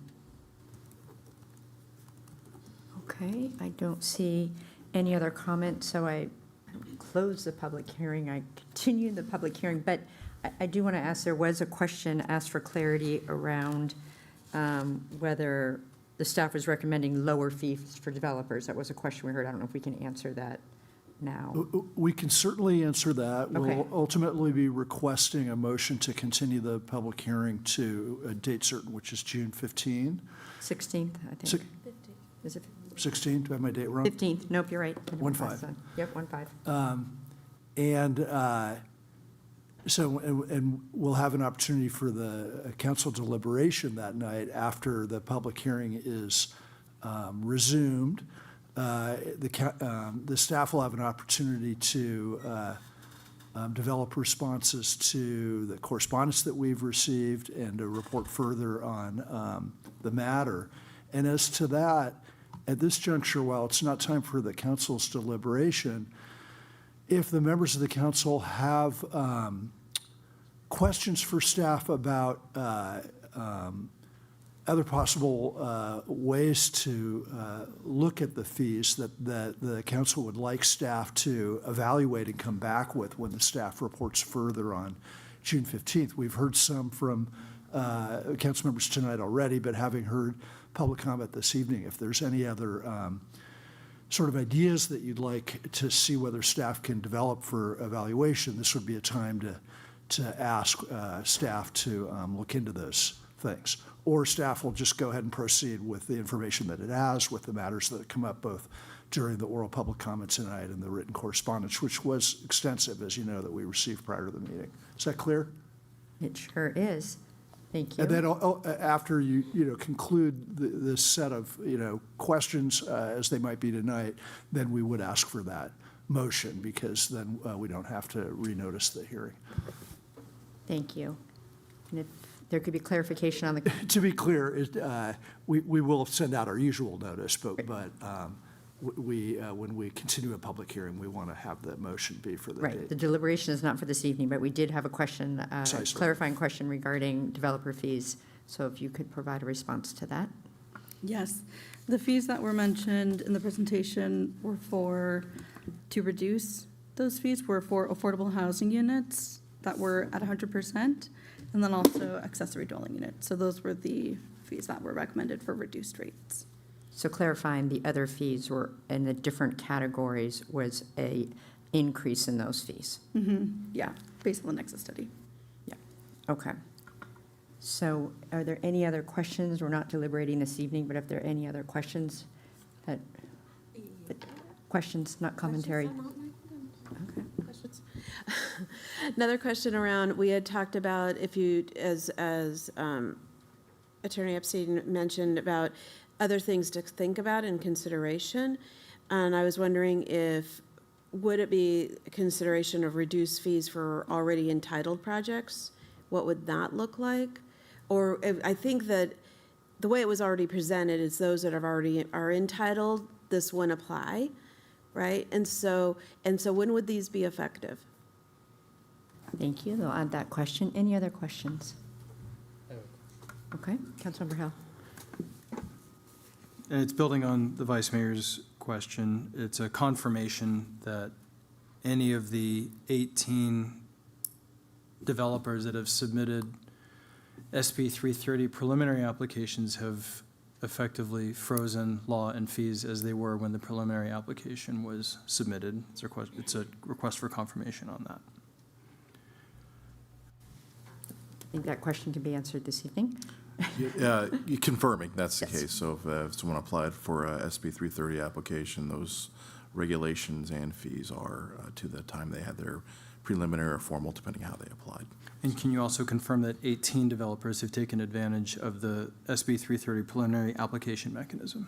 I'd have to double check on that because that's a growing number that shows in, but it sounds about right. Thank you. And there's a great webpage on the City of San Rafael that you can look at major planning projects that will show that. What other question? One more question. Okay, One more go ahead. question, thank you. Are there any examples where fee deferrals have been done until certificate of occupancy?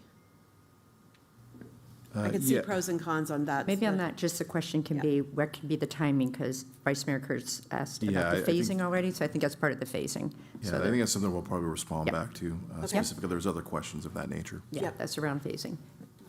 Any other questions? Okay. And I know this group's raring to deliberate, but we are going to continue for all the reasons that staff already presented this evening. And I will remind folks that there will be a housing study session in addition, and there are lots of places and times to comment as well, especially where the continuing, if it is approved by the council, to continue the hearing. So I would request a motion on that item. I move that we continue the public hearing to June 15th, 2026 at 6 p.m. or as soon as thereafter that the matter can be heard. Second. Moved and seconded. Roll call, please. Councilmember Hill. Aye. Vice Mayor Kurtz. Aye. Councilmember Yadenskuladi. Aye. Mayor Kate. Aye, that motion carries 4-0. Thank you, Debbie. Thank you, Selena. Thank you, Director Hinkle. The next agenda item we have this evening is our San Rafael Sanitation District Separation Agreement. And I see Assistant City Manager Angela Robinson-Pino has joined us. We'll give you a moment to get your presentation up. All right, I'm not seeing it up on the screen. I need to do something to load it.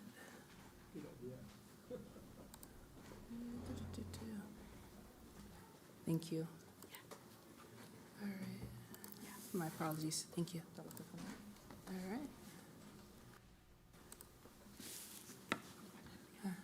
Thank you. All right. Thank you, Mayor Kate, and good evening, members of the San Rafael community and as well as the San Rafael City Council. I'm here to provide a brief presentation on a proposed separation agreement between the City of San Rafael and the San Rafael Sanitation District. So just a little bit of background.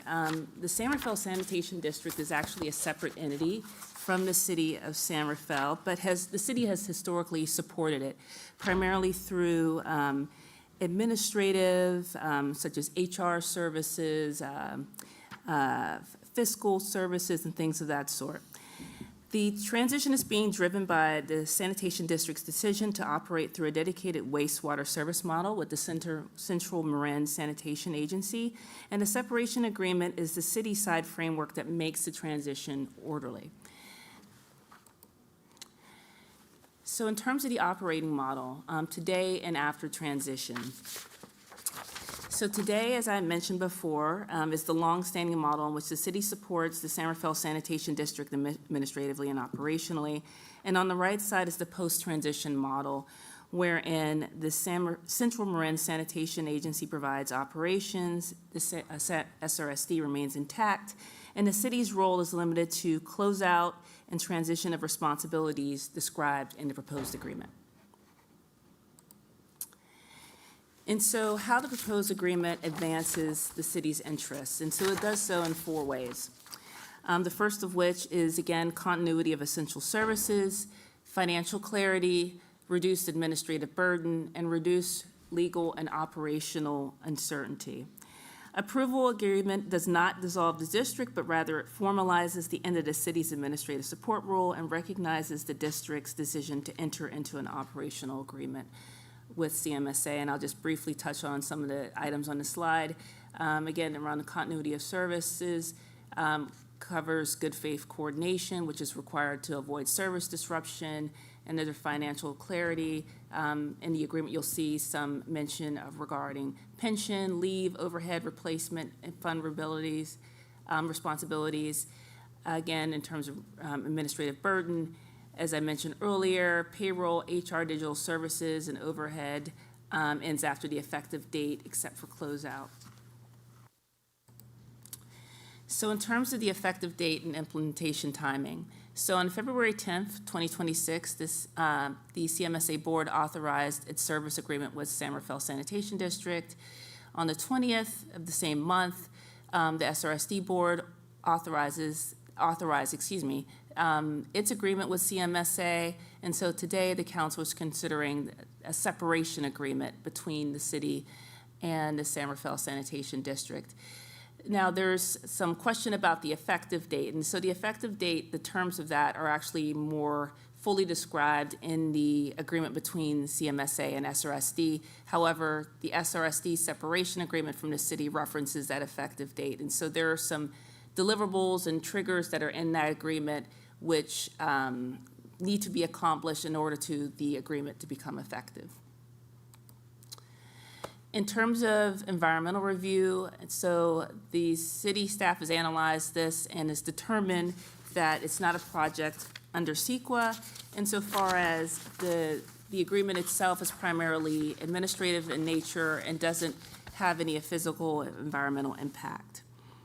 Additionally, the report references the CEQA exemption under Section 15061B3, which is also known as the common sense exemption, which applies when it can be determined with certainty that the action will have no possibility of causing an environmental impact.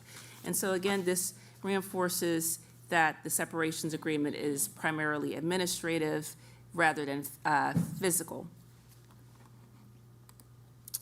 In terms of community outreach, the agreement itself references some key items in terms of community outreach because, of course, people seeing a separation agreement might be concerned about any potential impacts to their wastewater services. And so both the city and the district will collaborate to inform residents about new service contacts and changes during the transition. There is a division of responsibility where each agency manages its own outreach, and both parties agree to maintaining public confidence, through clear communication to prevent misinformation and to ensure service continuity during operational changes.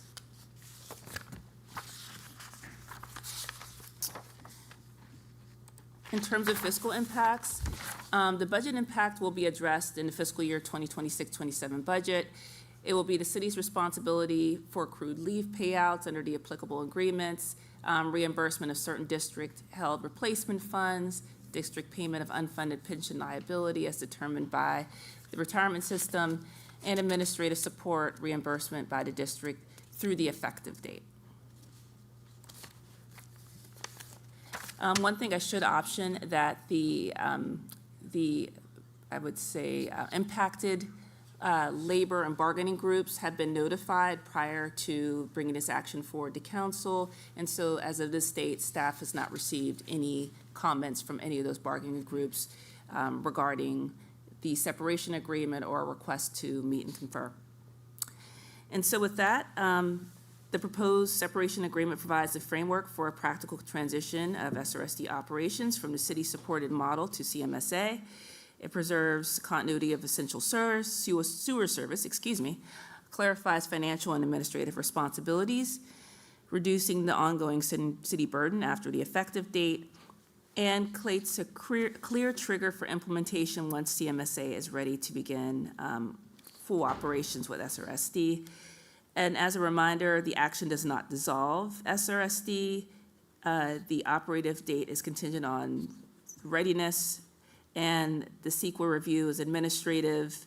The CEQA review determined that the actions being taken are administrative and exempt under the cited provisions, and the budget impacts expected are to be addressed in the proposed fiscal year 2026-27 budget. And so the options today are shown on the screen, and staff's recommendation is that the council approve the separation agreement that's within your packet. And so with that, that concludes my presentation. I'm happy to answer any questions. Thank you. I'll see if there are any questions. Councilmember Hill? Yeah, go ahead. Thank you, Assistant City Manager. I had sent this question in advance, but I wanted to make sure it was public. I had a question if LAFCO was consulted, and you'll forgive me, I can't recall every part of the initialism, so maybe you can expand it for me. Thank you. My fault. So LAFCO stands for the Local Agency Formation Commission. And so for those of you that may not be familiar with LAFCOs exist in every county within the state, and they have responsibility for issues pertaining to annexations, consolidation and reorganizations of special districts, creations of new forms of government. And so in this case, I believe this was in 2023, there was consultation by San Rafael Sanitation District staff with LAFCO about the transition, not only moving away from the city as well as moving into an agreement with CMSA, and there was a determination that LAFCO approval wasn't needed because the district itself is not being dissolved and it's not being fully consolidated into CMSA. So that's why there wasn't any formal LAFCO action regarding this item at this point. Thank you. And then would you confirm, or maybe it's uncertain, if this condition that we would be contemplating puts it in position that at one point the more stable condition might be to consolidate the district into? I'll jump in. As people know, as mayor, I'm also the chair of San Rafael Sanitation District. And if you've been attending our meetings, which are in public, and we did recently pass a resolution to form a consolidation committee, and all three members of the JPA, which CMSA is part of a joint powers authority, are all passing the same resolution to take the next step to have a conversation around possible future consolidation. Thank you, Mayor. That was a very informed response. So I'm glad to hear that. And let's see, I had one more question, which is, would the board of San Rafael Sanitation District continue to be filled by members of the city council on the other side of the separation? So again, there isn't any change that's being contemplated, and I would defer to the mayor if she would like to jump back into the composition of the San Rafael Sanitation District. Again, the board would remain intact, but there are terms within the CMSA SRSD agreement which speaks to governance. Unfortunately, I'm not prepared to speak on what that governance looks like off the top of my head, but there would still be an SRSD board.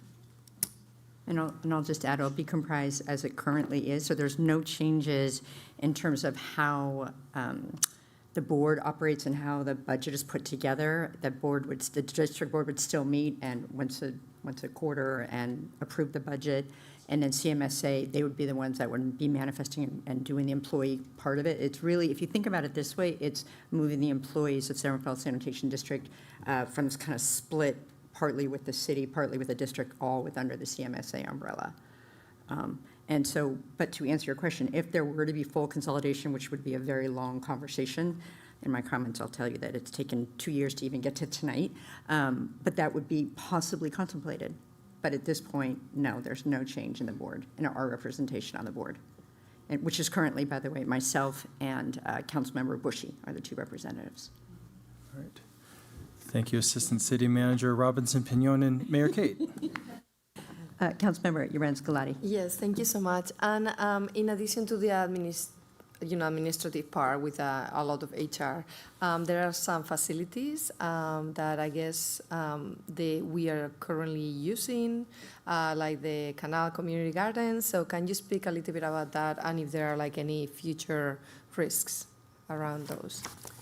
So the separation agreement still contemplates the continuation of the Canal Community Garden. However, there is a provision in the agreement that speaks to a future where SRSD may need the space, and so the city would be asked to return it to the condition, and that's why there's a photograph agreement to document what the condition was prior to the placement of the garden. But there aren't, as far as I know, and again, I'm speaking a little bit out of turn because this is San Rafael Sanitation's district decision to make, but as far as I know in the conversations that I've had with their team, there aren't any near-term actions to remove the community garden at this time. So I will say that I'm all for this, except for the Canal Community Garden. I don't like the fact that they are mentioning if in the future they are going to need the space. I think it's really valuable for our community, and I would love to have a conversation somehow, if you can, in the agreement, to exclude that, to have, Yeah, so we, and I certainly appreciate, the sentiment, and so the staff was very clear about the desire to keep the Canal Community Garden intact and in place, and so again, because the city doesn't own the land, it's very difficult to dictate, that the garden itself wouldn't ever return back to some operational use for the sanitation district. But again, in those conversations, there were no near-term, and so, near-term actions to remove it. Nothing is immediately contemplated. And so to the extent that we still continue to have San Rafael representation on the board, I'm sure that would be a conversation that would be had before any action would be taken as well. Okay. Not liking that, but okay. I'll just say for comments. Okay. I don't have any questions, but I will open up public comment if you'd like to comment on this item. Now is your opportunity. I'm going to close the public comment and bring it back, and I know that my colleagues are going to comment, but I'll just start off by saying it is a milestone to have this before the council. The district started this conversation in 2023. We started working with the consultant in 2024. The first operational agreement with CMSA was drafted in 2025. And then, as you saw from the slide, it was approved by the district to go forward in February of 2026. So this is not a quick, it's a typical government agency, bureaucratic, but it's a big deal. And the district, the San Rafael Sanitation District, is considering the same resolution. So if the council approves it this evening, the district also approves it. So there's two sides to that. And so we are hearing it. It's on our Wednesday agenda. And what else did I want to mention? As Assistant City Manager Robinson Pignon mentioned, so this board is comprised of 2 San Rafael council members and 1 county supervisor. The land is owned by the district, and it's one of those we're wearing 2 hats.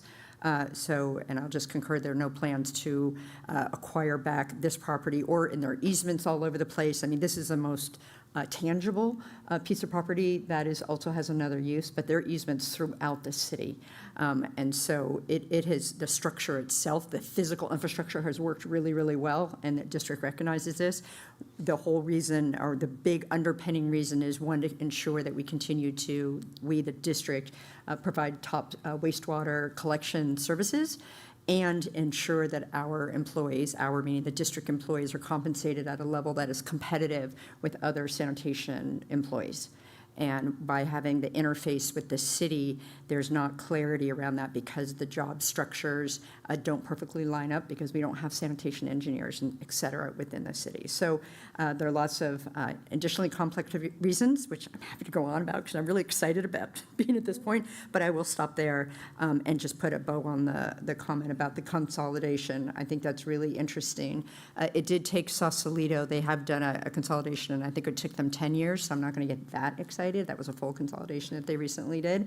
So the operation agreement would be a first step towards combining in terms of a horizontal agreement, like assimilation. So I just wanted to jump in and say that. But I would also welcome to hear what your comments are, which I can share with the district as well. Vice Mayor. Great, thank you. Looking at something else, just coincidentally, I was looking at the grand jury reports, and I ran into this grand jury report that was done in 2018, and then I went down the rabbit hole. There's more. With that. There's a lot in that report. I appreciate this work. The staff report was fairly clear, and I know there's so much more behind that staff report to get to this day. So I really appreciate it. I do see this as a first step and in a bigger conversation, and I think that I appreciate that this is taking that one step forward. So thank you. Thank you. Councilmember Lorenz Galati. Yes, also appreciate all the work, and I know it takes a village, to get to, all the organizations. I actually will be 100% yes, except for that detail, and I don't know why it is included on this consolidation. I know that there's not a plan to do anything with that space, that it might be in the future, but I feel very keen on protecting what we currently have and not have the possibility of returning. It is already theirs, but I think I don't see why it is included on this agreement. So I'm afraid I'm going to vote no on the consolidation just because of this point. Thank you. And it's actually an operational agreement, not a consolidation, just to be clear. There's a difference. It's an operational, it has to do with it's an agreement around the operations of the agencies versus a consolidation of the agencies. Right, so Yeah. that's the part that I'm not sure why they included this part on the facilities, but. Well, maybe you could further, another way to phrase it would be, what would it take to permanently enshrine this in the city? And I would imagine it would be the city purchasing the land from the district. So maybe that would be my sense, is the only way, but that's outside of the purview of the district. That would be the city having to purchase the land. Yeah, so is there a way to not include this in the agreement? Because this is operational for administration, more than what it is the facilities, so. I think the confusion is the district owns the land, not the city. No, So I you would be understand that. making a unilateral decision about another entity and their property, and that's not, I don't think there's any precedence for doing that Right. type of Yes. action. Oh, Andrea's coming down. Yeah. Assistant City Attorney Viva Schwartz here. Thank you. Thank you, Mayor Kate. So as Mayor Kate and Assistant City Manager noted, the property is owned by SRSD. And so if we were to permanently acquire property rights for the community garden, we would have to go through a process of appraising the property and then purchasing the property interests from the district. That is its own process, and the district would have to be willing to sell it as well. Which I'm not going to speak for the district, whether they're interested in that. So I completely understand that we don't own the land. I'm just not understanding why they have decided to add these to this agreement. So the parties have had, as somebody who came in relatively new to this, there's a lot of history between the parties. And so when we go through this separation proceeding, we can't take for granted what the parties have done, just a matter of practice in years past. And As a matter of practice, the district has allowed the city to have this community garden. But if we don't put it in the agreement, then the district will have the right to remove it without any sort of notice or input from the city. So this was a way to actually preserve the garden going forward post separation. Right, unless they need it. They have, but the agencies, as staff has indicated, negotiations, we are public agencies. We do cooperate with one another because we serve the same constituents. Right. No, I understand. Thank you. Okay. Thank you for that clarification. Councilmember Hill.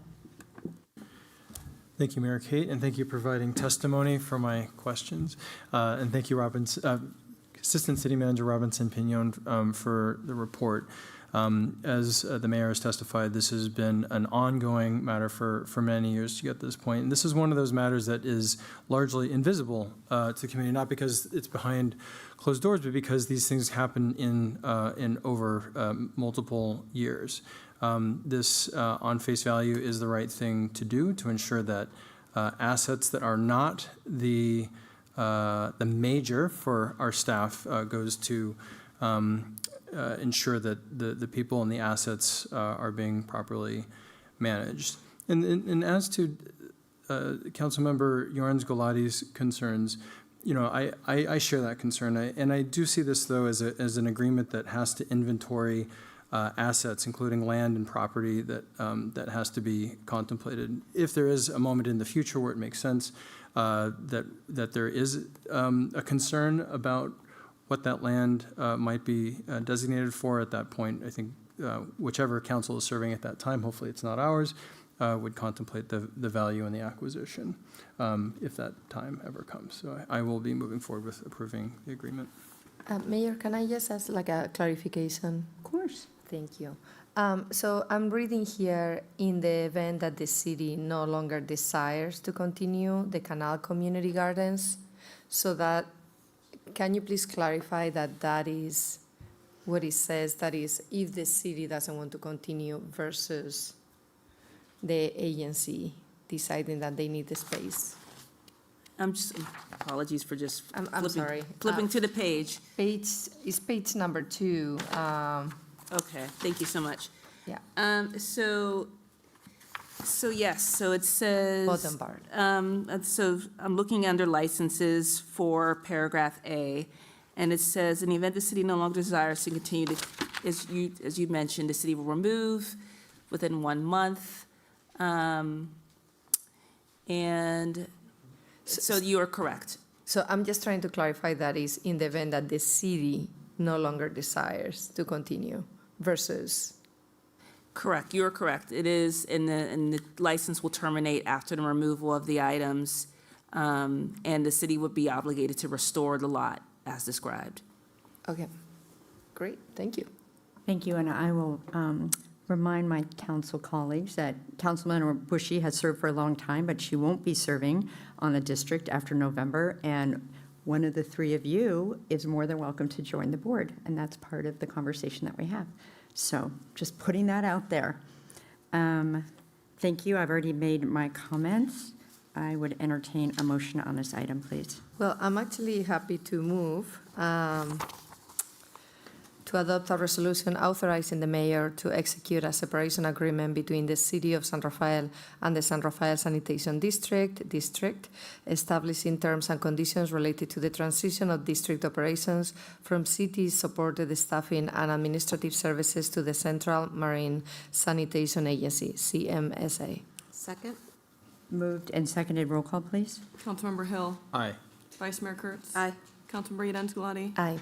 Mayor Kate. Aye, that motion carries 4-0. Thank you all. Thank you, Assistant City Manager Robinson Pignon. And the next item this evening is the preliminary citywide proposed budget for fiscal year 2026 to 27.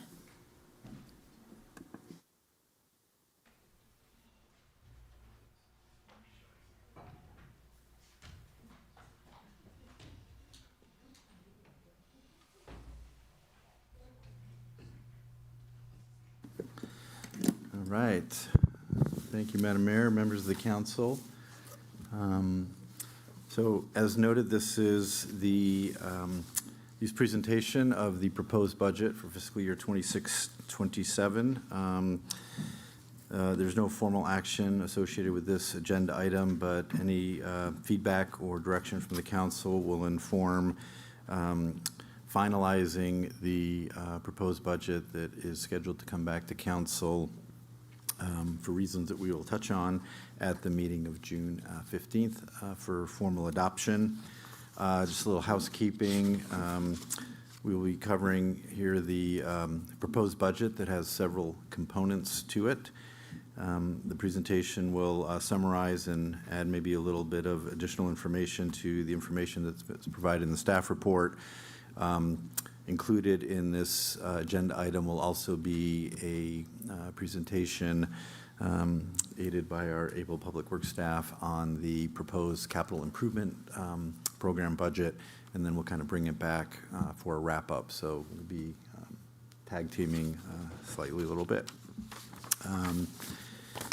So I think I just summarized the outline. There is a lot to cover. I will try to hit the highlights, but not dive into too much detail unless the council wishes to.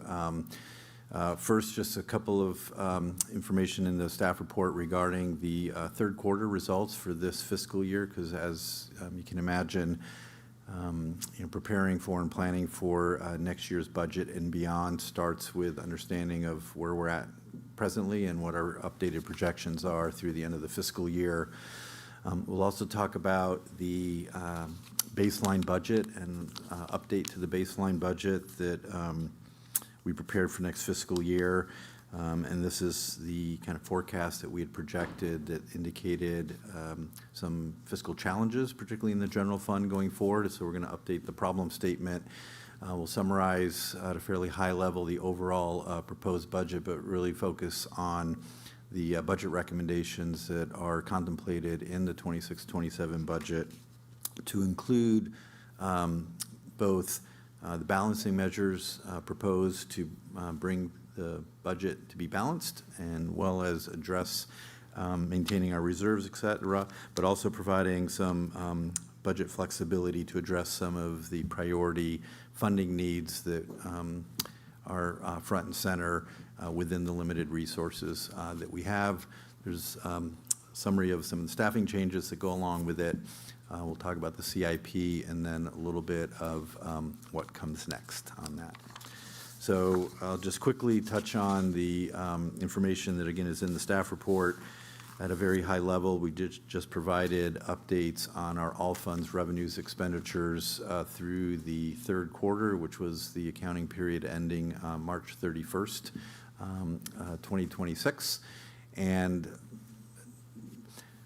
this is useful information. It doesn't shed a whole lot of light. I've said before, when we look at the citywide budget and the all funds budget, it's a little bit of a misnomer because it's really about 80 different budgets that we just add up and look at the all funds revenue, all fund expenditures. But the revenues are generally tracking within budget, at least for our operating revenues. Revenues associated with grants and capital funds tend to have different kind of cash flow so that they can typically lag the expenditures. And as is the case with expenditures, the operating expenditures generally tracking within budget, with the exception of some of our personnel costs that we've touched on, and we'll provide an update here in this presentation. And then the non-personnel budgets, operating budgets tracking within budget. And then, again, capital projects and one-time expenditures will tend to have more of an ebb and flow. But what we're reporting here is both the expenditure and the encumbrance of funds associated with contracts and purchase orders that have been executed. So again, the bottom line is our revenues are just under 67% through the third quarter, and expenditures on a citywide basis is at about 63% of our budget at $146.5 million. I do want to focus a little bit on the general fund, and this is kind of a two-part chart. What we're sharing at the top of this chart is the general fund forecast that was presented with the council's mid-year report, which actually was presented, I believe, in early March. And we were projecting revenues to be tracking slightly above budget at 107 million, which is about 400,000 over budget. The expenditures at that time were projected to actually be tracking at about 1.7 million over budget, and that was a combination of our personnel costs being actually about 2.7 million over budget in the general fund, offset by non-personnel expenditures expected to end the year about $1 million under budget. This chart updates the results through the third quarter at the bottom of the chart, where our revenues in the general fund were about 63,850,000 and expenditures 86.6 million. What's noteworthy here, and it goes directly into the thinking in the development of the budget, is that our expenditures are continuing to be tracking pretty much in line with what we had been projecting. The good news is that the revenues have been improving. In fact, we continue to see really strong results, primarily in our sales tax receipts through the third quarter. So this projection actually bumps up our general fund revenue projection for this current fiscal year by about $2 million in compared to what we had seen in the mid-year report. The end result, if these projections pan out, is it will have a slight increase in our general fund balance, albeit under $1 million. So that is certainly better than what we were projecting at mid-year. But again, I'll remind the council that that's significantly less than the amount of money that we have been building into our general fund reserves, which is another example of just a general tightening of our overall general fund outlook. So transitioning just to the proposed budget summary, this is a chart that summarizes information that is in Exhibit 1 of the staff report, and it just shows the sources, which is revenues and transfers in comparison to the expenditures and transfers out, the uses. I'll just say that on a citywide total basis, the all funds proposed budget for 26-27 near the bottom right totals a total of $209.6 million in appropriations. And we note on this chart, and that would be the all funds appropriation that if the budget was before you this evening for approval, we'd be seeking. We do note that included in the all funds expenditure budget are line items or funds that we actually consider sort of dual appropriation. So this is when a fund is being money is being transferred from one fund to another fund for expenditure. That appropriation shows up in both funds. We have internal service funds where we're spending money in one fund and charging other departments. So again, roughly $35.5 million of internal service fund revenue and expenditures. They will, by definition, net to zero between revenue and expenditures, but it brings the overall true expenditure, kind of one-time expenditure of funds of about 176.1 million in terms of overall magnitude. The next slide also provides a summary of the 26-27 proposed budget. This time we're looking at the appropriations in relation to the adopted budget for the current fiscal year. We'll touch on a couple of the main themes in here. Bottom line is that the general fund shows here as relatively flat at 113.73 million compared to last year 113.24. The general plan has the exact same budget. Our special revenue grant and trust funds at 52.3 million. Our enterprise fund, our single enterprise fund, which is the parking services fund, also staying relatively flat at 4.7 million.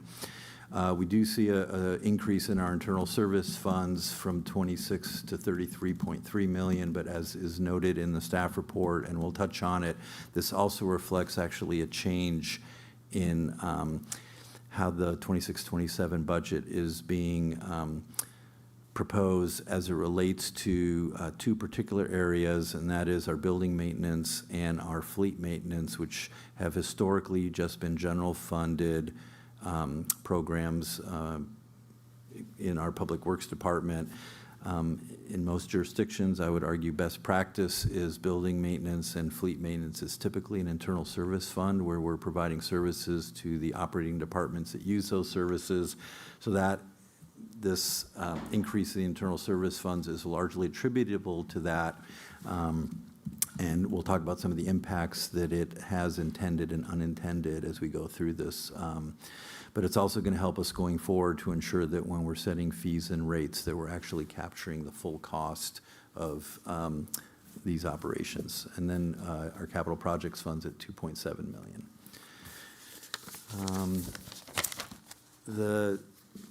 There were 4 or 5 slides that got to this bottom line point, and I trimmed it down a little bit. We did review this with the Finance Subcommittee as recently, I think, last week. The context for this is when we did both the mid-year budget and actually concurrent with that, we did sort of a fiscal sustainability presentation for the council. And what we were showing is the emergence of the structural deficit within the general fund going into 26-27. So I dated these roughly mid-February. So the baseline structural deficit at that time was about $2 million, growing by just under $1 million a year in the out years. We also, at that time, sort of anticipated that there were a number of factors, but 2 in particular that likely were going to add additional budget pressures to the budget beginning next fiscal year. One of which we actually talked about them recently, the Marinwood fire agreement, and also the suspension of the vehicle license franchise fee revenues. And so that's what led to a baseline projection at that time of about $3.4 million general fund structural deficit. One of the things that I think we're pleased to report is that having updated our revenue assumptions and reestablished the baseline budget for 26-27, that structural deficit, at least as presented here, has been trimmed down to $1 million next year. However, it does continue to grow in the out years. So it definitely helps in what needs to happen to balance our upcoming budget, but it doesn't completely take care of issues that we are going to continue to be working on. And on the next slide, I'm going to just summarize some of the main components of the essentially the reduction of $1 million in the baseline. The first one was a little bit of a unexpected, we'll call it a surprise, but when the Marin County Employee Retirement Association provided us with the retirement contribution rates for next year, our baseline assumption had heretofore contemplated that the contribution rates would be essentially remain flat.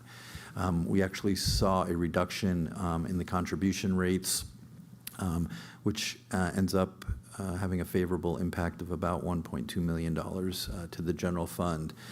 I just want to note for transparency that doesn't mean our retirement costs are going down by $1.2 million. That just means that because the payroll has been growing and investment returns and some of the other factors that go into the valuation, the increase in the retirement costs is $1.2 million less than what we had built into the original baseline. The other adjustments that we made in the baseline is these 2 areas of utility adjustments and some of the intergovernmental charges. These are both areas where in past years, to address increasing costs in these areas, the budget has really contemplated one-time funding year after year to just sort of plug it. And what one of the philosophies going into this budget is to actually have the baseline accurately reflect what our ongoing costs are and then solve that problem, as opposed to sort of sweep that problem a little bit under the rug. So we did increase the baseline budget for utilities, primarily facilities, street lights. It includes water, sewer, which are going up significantly faster than our revenue growth is going. So there's about $525,000 of utility adjustment increases and another $75,000 to cover the intergovernmental charges that come from some of these other agencies and JPAs that we have agreements with, who just tell us what the charge is going to be for the following year. The last one on here does speak to the conversion of the internal service funds. The good news is that when we took the two programs, building maintenance, fleet maintenance, and converted them to an internal service fund, and then through methodology in terms of usage and what it actually costs to maintain facilities and maintain the fleet. The good news is it ended up essentially transferring or reducing the cost to the general fund of about $400,000. The flip side is that this $400,000 in costs ended up impacting other special revenue and other funds. So there's a little bit of a policy call in there, but at least from a straight budget methodology standpoint, it more accurately reflects the costs in the programs and in the funds that are supporting those programs. Next slide, please. So the summary of the for the general fund budget, this chart attempts to do several things. I'm hoping it can be legible from the dais. It does show the adopted 25-26 budget. It shows the updated, refined baseline for 26-27.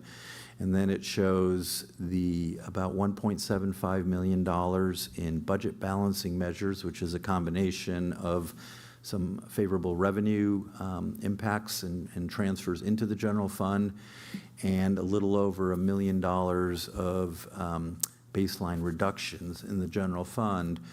That those balancing measures do two things. They would address the baseline funding gap and provide funding for the some of the funding augmentations, the recurring ongoing funding augmentations that we are proposing in this budget. And so when you account for in the funding augmentation column, and we'll go through these in a little more detail, $4.1 million that is, again, money that we're proposing, one-time money from the general fund to be transferred to other funds, such as the liability fund and the capital fund. We basically end up with a balanced budget with basically about $80,000 to spare. So it's just balanced sort of right on the dime, literally. So let's go to the next slide, where we'll go through quickly the there are some, so it summarizes, yes, the funding recommendations. So the first one actually is a net neutral, but we do want to call out that in the proposal, staff is proposing to reallocate $200,000 that has historically been in the budget in contract services within the general fund for our downtown streets team contract. That contract is terminated. I believe Downtown Street Teams is no longer a viable entity. Staff analyzed sort of this, and the recommendation is effectively to reprogram those dollars to essentially bring the same work in-house, which contemplates, among other things, hiring 2 park maintenance workers. But this would fund a program that would be essentially dedicated to doing regular maintenance and cleanup in the downtown, as well as to continue support some of our encampment cleanups that occur. But I think we're kind of excited to put this forward because it would basically provide funding to do a little TLC, if you will, in our downtown through regular maintenance and cleanup, and staff can speak more to that if there's some questions on it. The next one is the Marinwood Shared Services Agreement that was discussed, I believe, at our last council meeting. This number is both the net of the roughly $350,000 in payment to Marinwood from the city of San Rafael, and also the loss or foregoing a little over $110,000, which the district, Marinwood Community Services District, is currently paying to the city of San Rafael.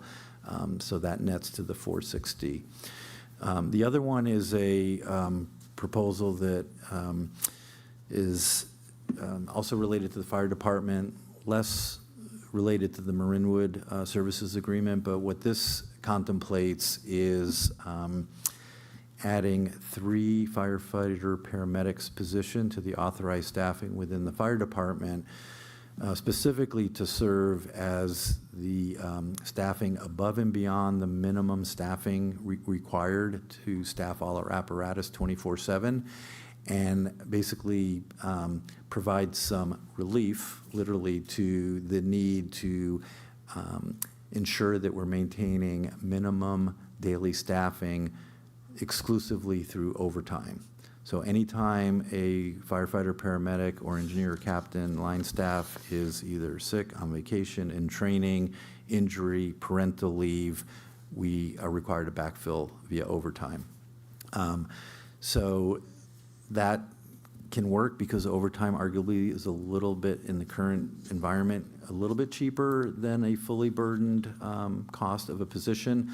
But over time, it has some significant consequences, and I would argue it's contributing to not only the staff working an inordinate amount of extra hours, but also we're starting to see a steep increase in injuries, on work-related injuries and claims. And so while this isn't the only factor behind that, of course, this contemplates basically funding the positions, and we're only showing the $99,000 in cost because that's the incremental marginal difference between a fully burdened firefighter, paramedic, and the time and a half, the overtime rate. So if supported by the council, this will certainly help.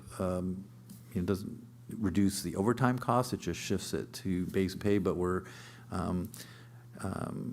hopeful that it'll have start to have a positive impact in terms of managing some of the reasons why we have to expend the level of overtime.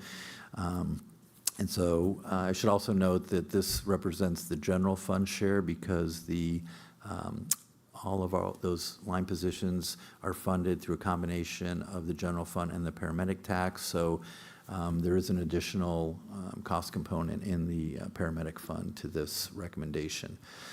The other ones are, again, some organizational initiatives to support kind of our internal work that we're doing around the organizational culture work and our Together San Rafael initiative. Again, it's not necessarily increasing the funding, but we've been doing this with one-time funding and at the end of the year kind of running out. So this sort of puts in funding that we can plan for and program. And the last one I'll add is the Economic Development Subcommittee has heard a series of presentations that will be coming to the council here about a special event sponsorship program that will more formalize how we approach supporting special events of different sizes and nature. Typically, when we are sponsoring events or waiving fees for these events, those costs are sort of absorbed by the departments that are needing to, provide the services. This essentially, I think I checked with staff, we've probably spent about $80,000 to $90,000 this year. So arguably this doesn't fully fund even our current service level, but it's, the recommendation is born out of the idea that we should start to set aside a budget for this, and then as we bring the special events policy framework forward to the council and then see how it lays out, we can down the road adjust the amount of funding in there. But it also, I think, would facilitate kind of having some discussions about these events and the level of city sponsorship at the front end of the planning, so you can map out for the quarter, the half, or the year, as opposed to just take these as they come and really it's first come, first serve, and that's not ideal. So now I'm going to switch to the, I guess the one-time funding allocations, which we touched on previously. So what is contemplated in the general fund at the top of this list is $4.1 million in one-time general fund appropriations, again, coming from our available fund balance. And the two main ones that we have been doing consistently over the last several years is $1.6 million recommended to be transferred to the liability fund, which is where all of our insurance and claims are paid out of.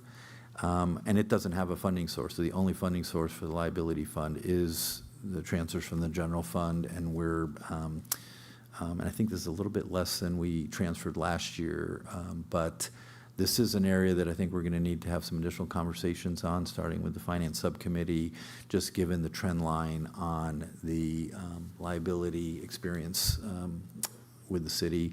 The capital fund transfer also is the ability to put some additional dollars in areas where we have historically been underfunded. So you'll see a bit later in our general fund reserve policy, it lays out that should we end the year with funds in excess of our reserve requirement, that our liabilities and deferred maintenance and capital expenditures are top of that list, particularly because this is one-time funding and not really appropriate to fund additional programs.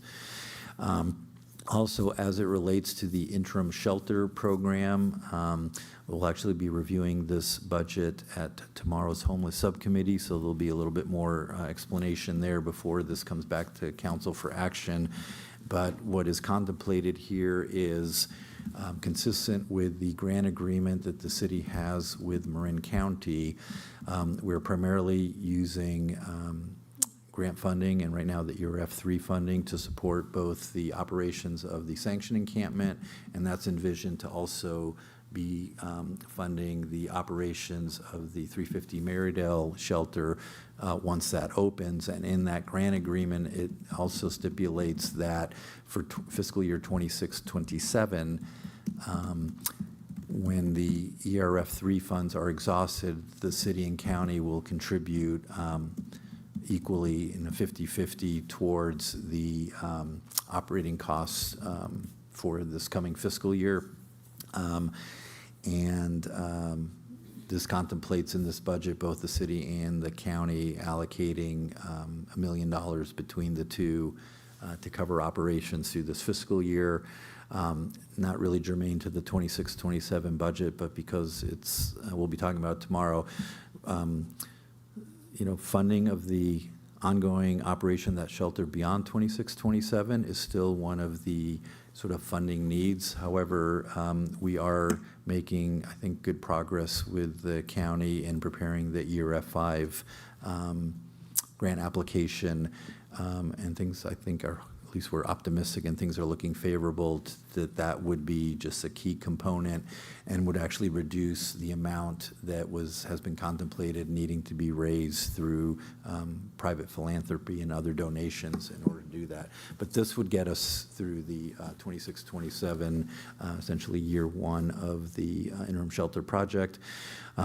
We're also allocating from the building maintenance fund $200,000 specifically to address ADA improvements to city facilities, and specifically, I think, primarily library facilities, among others.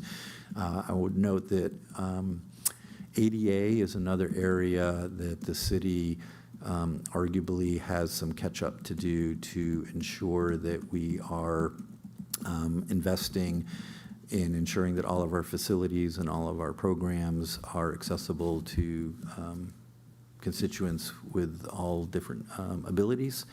And so this is one that we're calling out, but I will note that there's also funding as part of our street projects to do ADA work where appropriate. On our street projects, there's funding also included for ADA improvements related to our sidewalk maintenance plan, but this is just a specific allocation to deal with city facilities And we'll be putting a little bit more focus on prioritizing that as we work to update the ADA transition plan for the city. The last one on this list is a one-time allocation from the Fire Equipment Replacement Fund that represents the match that would be required to take advantage of a federal grant that we were successful in receiving, specifically to replace the fireboat that is nearing the end of its useful life. This was one, actually this request came in last fiscal year and was not brought forward to the council to include in the budget. I would just say on this that what has made it possible to make this recommendation is, you may recall the city was successful, and thanks to our fire department, in receiving a AFG, an Assistance to Firefighter grant for the SCBA's, a self-contained breathing apparatus, which were due for replacement. I think that was on the order of $600,000, more or less. So the funding in the equipment fund that had been set aside for that has been essentially freed up. And there's a significant lead time in being able to procure a vessel like this. And so if approved by the council, the city would be in a position to start the process, again, contingent on what the final bids are and that it can all work within the grant. But this at least gets us to the next step in the procurement process for that important piece of equipment. So this brings us to the budget balancing measures totaling $1.75 million that again closes the baseline budget gap and provides the funding to support the recommendations that I just walked through. The first category are listed as citywide budget balancing measures. So these are opportunities to reduce funding within the general fund budget or provide additional support to the general fund that don't quite get into departmental expenditure and programmatic budgets. The first one, again, we covered these briefly at the Finance Subcommittee, and we can provide more information on it. The first one is simply stated, the city over a decade ago established a trust fund to pre-fund its other post-employment benefits, which is OPEB, specifically retiree medical benefits that have been committed to, in this case, both retirees and current employees that are eligible for that benefit. Even though we've established the trust fund, there is I would say a not insignificant, we're still only about 50–60% funded on this, but there is fund in that trust fund. That said, the city has continued to budget for this benefit on a pay-as-you-go basis, which is sort of the antithesis of why you set up a trust fund. So this merely contemplates going forward that we would budget not based on the cash requirement to pay for the benefits, but based on the actuarial determined contribution rate. This is a little bit stale because these actuarial reports are done every 2 years, and in the last one that was done, and we're reviewing a draft of the updated one, but 2 years ago, the actuarial report suggested that what we're budgeting on an annual basis is about $500,000 more than we would be needing to budget if we transition to pre-funding. So we are going to take advantage of that and use the trust fund to help fund the benefits that reduces our general fund outlay from current revenues by about $500,000. We're also, because we have been, as you saw earlier, making some funding augmentations to the baseline to address some areas that have been chronically underfunded and used by one time. We do maintain an unallocated contingency in the general fund, and so we're going to reduce that contingency because we're actually dealing with some of the issues that we've been using that contingency fund for. So that's a $250,000 reduction. And this last one, though I think the fire department would like to take credit for it, we are putting it in the citywide. The MWPA, the Marin Wildfire Prevention Agency, and Measure C, that where the city receives significant funding to support these efforts, both our local efforts as well as manage some of the agency-wide efforts. Measure C does allow to charge administrative overhead costs, and so I would argue that this is a conservative estimate, and we are going to go ahead and take advantage of that and recover the overhead costs that are associated with managing that program in the same proportion that we're doing it for any other special revenue fund and enterprise fund that we cover. The next category, the 820,000, we broke them out here in terms of about 340,000 in reductions in contract services, primarily in the city manager's office, community economic development, on a small contribution from the city clerk's office. There are 2 positions that are currently vacant that are proposed to be reduced from the budget, and that along with about $50,000 of temp hours, that's the $393,000 in personnel and salary savings. I would just say that the position within the finance department, as much as it pains me, is a fixed-term position that has been vacant since before I came here as your finance director. We currently do not have any immediate plans to fill that position, and this is not the year to be carrying a position that has not been needed for some time. We're also reducing a vacant position in the city manager's office, and we're working with our office and others to see how we can absorb that work within our existing, but we believe that we have capacity to do that. So these really come with minimal to no impacts on services, and so that's why they're presented here for your consideration. The last category is the contribution from Public Works Department, essentially to offload some general fund costs. And I'm saying this shows 140,000, and I think that should be $90,000 because we reduced one of those.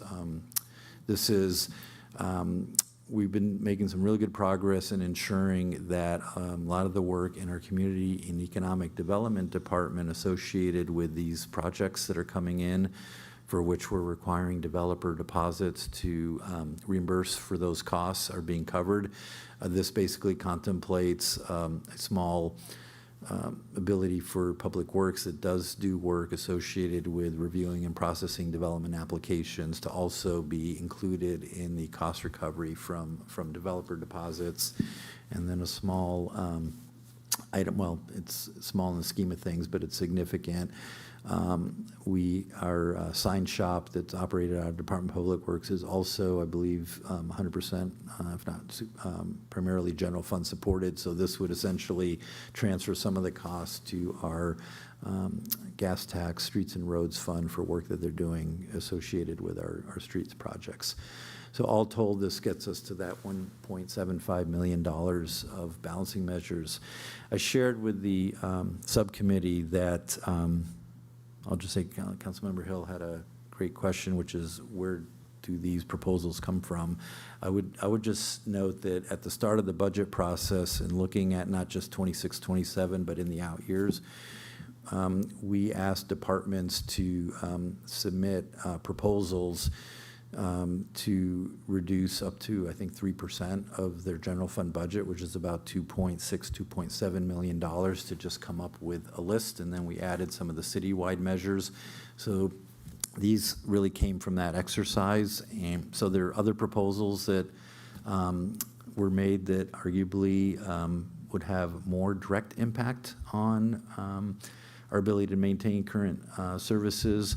The good news is, as contemplated, we don't need to dip further into that list, but I just want to be clear that that list is going to live on as we continue to work through not only some short-term budget challenges, but also looking for additional budget flexibility to deal with other priority needs as they come up. That's all I'll say about that.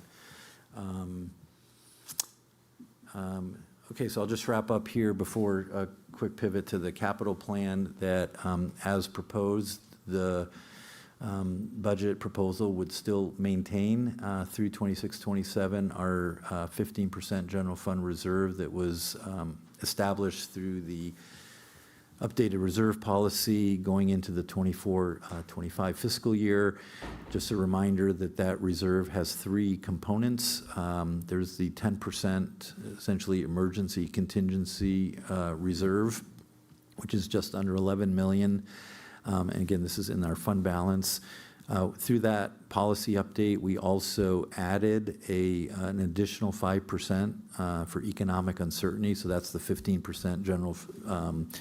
And the difference is simply that the 5%, 4.5 million roughly, is really there to buffer against what is going to happen, which is the volatility in our revenue projections. So while the sales tax has been performing well, and it's helped us also, we're not building a lot of growth in sales tax, but we're hoping to maintain it should sales tax, property tax, business license, hotel tax fall short. We have the ability to absorb the cyclical nature of some of the revenues through economic cycles without having to do immediate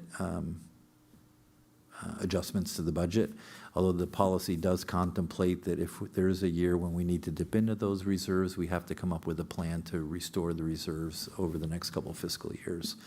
And then we do maintain an additional $1 million capital reserve. And as noted previously, our policy does stipulate that when we do have funds available in excess of these reserve levels, the priorities per policy will be the unfunded liabilities and deferred maintenance, which is basically all we're proposing at this point, as opposed to transfers to other funds and capital projects. So that's our reserve level.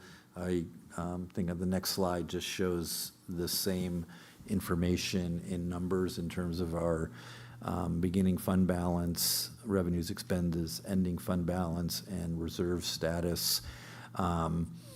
I will say that at the bottom of the slide, we have been using the assigned fund balances for these one-time transfers, and we're not going to be able to do that at the same level that we've been doing. But if it wasn't one-time money, we'd be building it into other areas of the budget. And I think with that, the last piece on that, no, please keep going, is the staffing changes. They're listed in the staff report. There's, I believe, Exhibit 4 of the staff report lays out the staffing plan, which I should note contemplates actually a net increase of 3.4 positions for a total of 419. However, within the general fund, again, we have the park maintenance worker positions we talked about a few slides ago. We're actually going to be removing 2 fixed-term positions, so there will be no net FTE increase with that proposal. We have the finance position, city manager's office positions, and under funding augmentations, again, primarily the firefighter positions we talked about. We're also supporting a request from the fire department to add a fixed-term position, also to support the wildfire prevention for 2 reasons. One is to keep the work going. We also have some staff that I believe is scheduled to be have some leave next year, so this will help continuity of services. The other one that is a kind of a late addition that staff can speak to is, I think, the Glenwood, the school district has requested essentially to expand the capacity of our childcare program, I believe at the Glenwood Elementary School. So this contemplates 2 instructors, well, 3 instructors, different classifications, again, fully funded by the revenues. So this is a childcare fund-supported adjustment. So that highlights the personnel changes. So with that, I hope I'm getting to the capital budget summary, and I'm going to turn it over to Gray. And I should just ask if it's okay from the council, if want to cover the questions and comments at the end, and we can cover everything so we can get to the end of the presentation. Thank you. Thank you very much. Gray Melgard, Senior Civil, Department of Public Works. If you will give me a moment just to switch our slide. There we go. All right, so this is the proposed 26-27 capital improvement program. Oh, no. I messed up. Can you just switch it? There you go. Yeah, thank you. Technology. I just want to acknowledge that I am not usually the person who would be presenting this to you. That belongs to our city engineer, Joanna Koch, who is out on family leave. We look forward to her return, but I'm very grateful for all the work that she did prior to leaving us. And again, look forward to her return and joining us again. So, proposed fiscal year 26-27 capital improvement program. Now it's just broken. Okay. So presentation outline, talk about the capital improvement program, the CIP planning process, give an overview of the CIP, including current fiscal year 25-26 accomplishments, as well as the fiscal year 26-27 quote unquote year one CIP plan. Go over a little recap and then the future of the CIP and what next steps are available. So a little bit about the capital improvement program. It is a 3-year planning tool that the city uses to identify programs and projects the city intends to complete and or start over the course of the upcoming fiscal year. It identifies those projects in one of our 4 categories: buildings, facilities, parks, storm drains, or transportation. It gives the funding sources and the rough order of magnitude cost estimates associated with those projects and programs. So the approval of the quote-unquote year one is included. The appropriations are included with the adoption of the city's annual budget. So in the CIP planning process, there's a lot to consider. These are just a few of the highlights: emerging priorities, active new projects that are coming up, funding sources and availability, which we've heard can vary on a year-to-year basis, and then additionally staff availability and capacity. So here's some ranking criteria. So these are the criteria we use when we are scoring projects to enter into the CIP. We have 4 categories: health, safety, liability, time-constrained funding, and that really is just when we have projects that have grant funding or have limitations on how long we have funding available to us, that kind of dictates, where that ranks. Functionality, and then a priority initiative, how that project or program aligns with the city's adopted goals and objectives. So the CIP funding in year one has 10 fund accounts identified. We have our pretty typical 205 stormwater fund, 206 gas tax. We also have the 420 essential facilities fund and the ongoing 430 Measure P fund. So here's the chart to rule them all. The proposed CIP budget is at $19.4 million. Of that, we are looking at $5.1 million in annual programs and $14.4 million in projects. I will note that we have grant funding proposed in the CIP that totals to about $6.5 million, roughly 32% of those projects and programs. Over on the right, you'll see the categories, how they break down: 38% in buildings, facilities, 6% to our parks, 22% to storm drain, and then 34% to transportation-related projects. So here's just a snapshot of the annual programs. The city has 6 annual programs that it currently maintains: the associated fund and the proposed fiscal year 26-27. So our bridge maintenance program, our city-led sidewalk repair, and the ADA improvements programs, which interim city manager referenced earlier. We have our corrugated metal pipe repair placement program, the pavement management program, public hillside stability, and the road safety implementation program.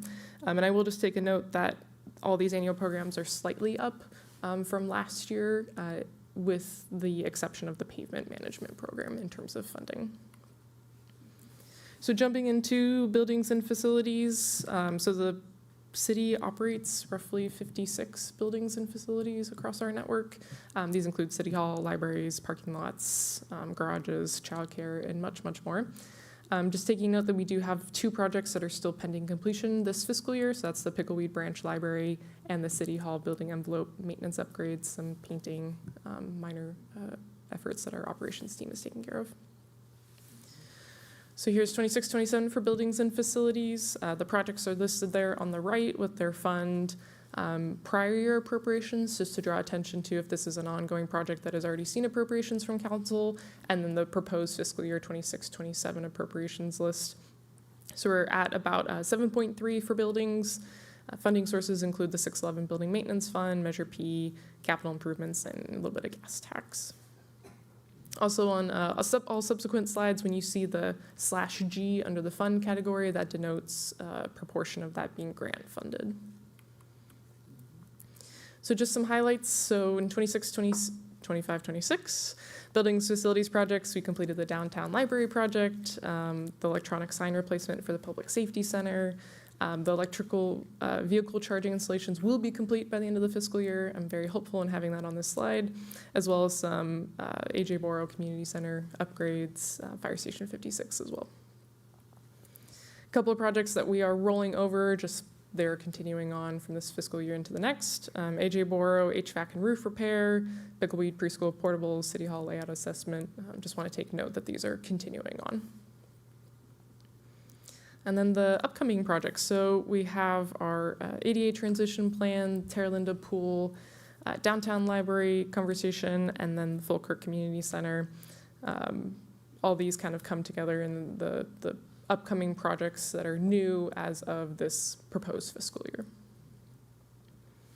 Moving on to parks. So parks infrastructure and facilities. So this is playgrounds, restrooms, recreation equipment. So we're right at $1.1 million.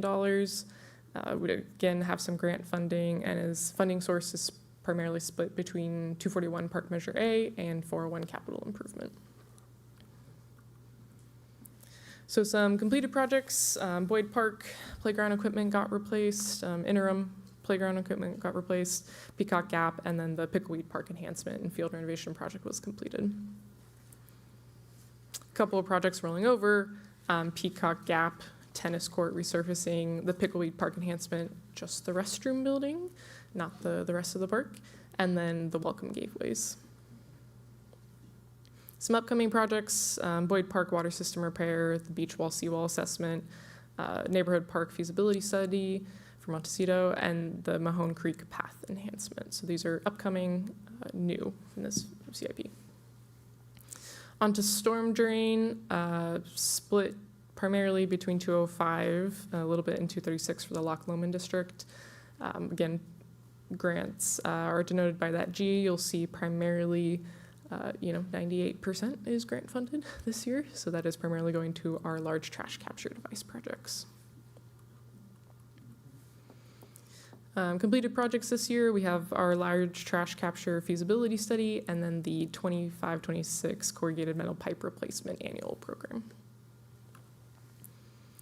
Rollover projects, we got a lot of the large trash capture devices. That's a mixed stop requirement.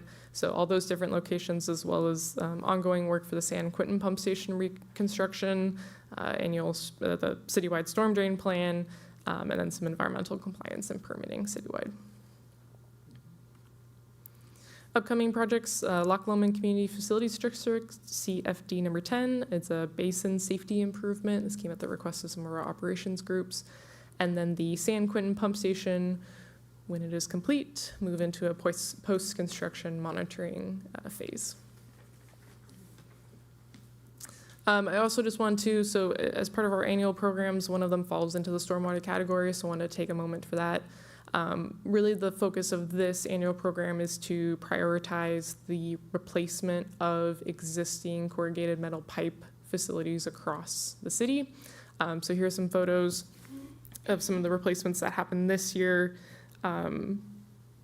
Ongoing work continues with the identification of those facilities as part of our storm drain plan across the city, and repair and replacement would be considered with those annual program. And then to transportation, so primarily split between gas tax and grants. Gas tax does have a number of different funding sources, highway users tax accounts, the RMRA road maintenance and rehabilitation account, and then also the Transportation Authority Marin TAM Measure AA and Measure B. So completed projects, Francisco Boulevard East Mid-Block Crossing, that will be done by the end of the fiscal year. We also did some additional backup battery installations and replacements across the city. And then we have some upcoming projects that are likely to be completed by the end of the fiscal year. So that's Lincoln Avenue Safety, Wilson Court and Brookdale, and then the 5th and Avenue and California intersection improvements. Rollover projects, they are here as well. So citywide bicycle and pedestrian plan update that is continuing, as well as a number of just safety improvement projects, Lincoln Avenue, working with PG&E on some utility undergrounding projects as well. You'll also see the Canal Active Transportation Enhancement Project here and the San Rafael Canal Crossing and Boatyard Park project. So new projects proposed in the CIP include the Canal Neighborhood ADA pathways. This is the, completely blanking on the name of the path, right across from Pickleweed Park. No, the Baja Vista Trail. Thank you. I knew it would come to me. So some minor ADA improvements there to help reduce some flooding. Lincoln Avenue is getting some preventative maintenance, the bridge there, and then 4th Street West Crescent, as well as the north-south Greenway Gap Closure Improvement Project.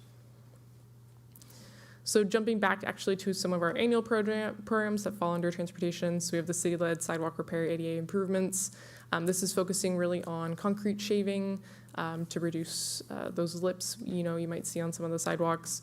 The Park Street and Bell Avenue Pedestrian Enhancement Project, which actually is a grant-funded project, as well as some curb ramp replacements throughout the city. PMP management, some goals for as we head into next year. Establish the 5-year pavement management program. We have a 3-year plan, so move it on out to a 5-year plan, as well as continue with our major maintenance, slurry, and micro seal projects. We're also working with the county on a Point San Pedro Road construction project, so that will be forthcoming. Bridge maintenance and Public Hillside are both part of our transportation annual programs as well. Bridge maintenance focuses on inventory and assessment of bridges that are not currently on the Caltrans National Bridge Inventory, and then working with Caltrans for bridges that are to seek funding and assessments of those. Public Hillside is just developing long-term plans and projects for hillsides identified by the city and performing routine program scopes of work. And then the road safety implementation program, so some 26, 27, what we're aiming for is developing a transportation impact analysis guideline, finishing the citywide bicycle and pedestrian plan update, as well as looking for some project studies and implementations from that.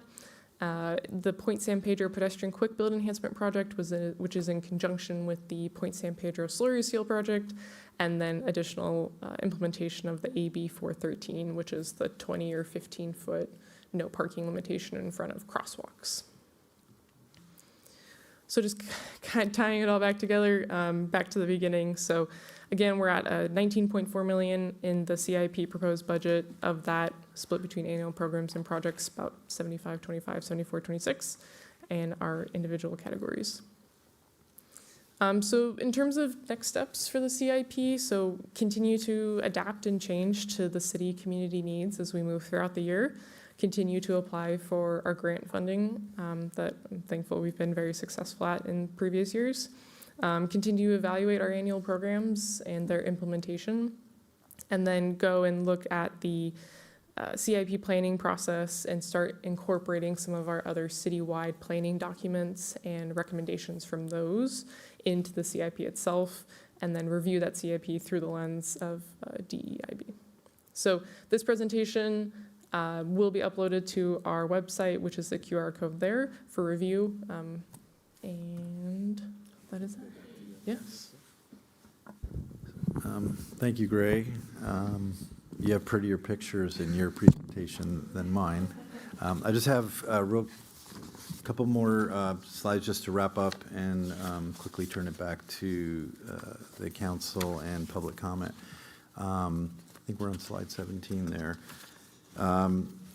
So we spent a fair amount of time talking about what is proposed in the budget. I just want to highlight again for the council and the public what is not provided for in the budget, and our need to continue to quantify and communicate areas of the budget that continue to be under-resourced relative to current service level demands and funding requirements. We did address at the first one some of the utility shortfalls in the budget that's being proposed. Overall, our equipment replacement funding, fleet and public safety on an ongoing long-term basis is still about $500,000 to $750,000 a year underfunded. I want to give credit to our city's attorney department that's been making some significant progress in helping to manage our outside legal costs, but those have been significantly increasing and frankly projected to continue.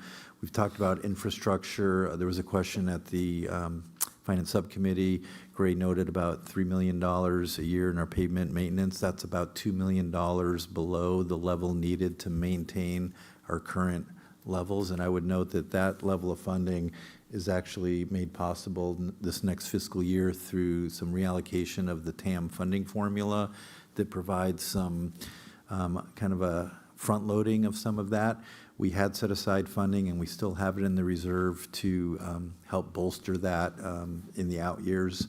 And we're hoping to get some help from the legislature to be able to collect again the vehicle impact fee through the franchise agreements. Public safety, in addition to just staffing needs with increasing call volumes and the premium, as the Chief Spiller indicated, on response time as a metric, is an area of concern. We also do have the SAFE team funded through 26-27, but again, that is largely due to a successful grant application, and so funding beyond this fiscal year is still unaccounted for. Community economic development, particularly in the areas of code enforcement and economic development. We've talked about at the subcommittee some options we have to prize some funding back to the city that could be perfectly aligned with our economic development initiatives, and then our deferred facility maintenance needs. So the next one I want to touch on, because it needs to be mentioned, is the budget, in part because it's our baseline budget, does include funding to support our library operations. And as the council and community are hopefully aware, we do have the renewal of the library special tax going before the voters. I put an extra zero in there, but in June of 2026, so in a couple of weeks. That generates $1.2 million a year, and it's proposed to just be continued at the existing rate. Should that measure not receive the 2/3 vote requirement needed for passage, what we have sort of put together and are setting aside for now is essentially a contingency plan that would account for initially loss of that funding for the first 6 months of the new fiscal year. And so what's contemplated is the freezing of a couple of vacant positions, and then the reduction in temp staffing to be able to manage that shortfall will likely necessitate or result in the one-day closure of the main branch library, which is currently open 7 days a week, and we are looking at closure on Sunday of the main branch, as well as the closure of the Northgate branch library, which is slated for closure with the Northgate development. In fact, I think it was going to be closing soon, but because of the project schedule, is remaining open, but without the funding source to maintain our current service level across the entire library portfolio, if you will. The staff recommendation is that that would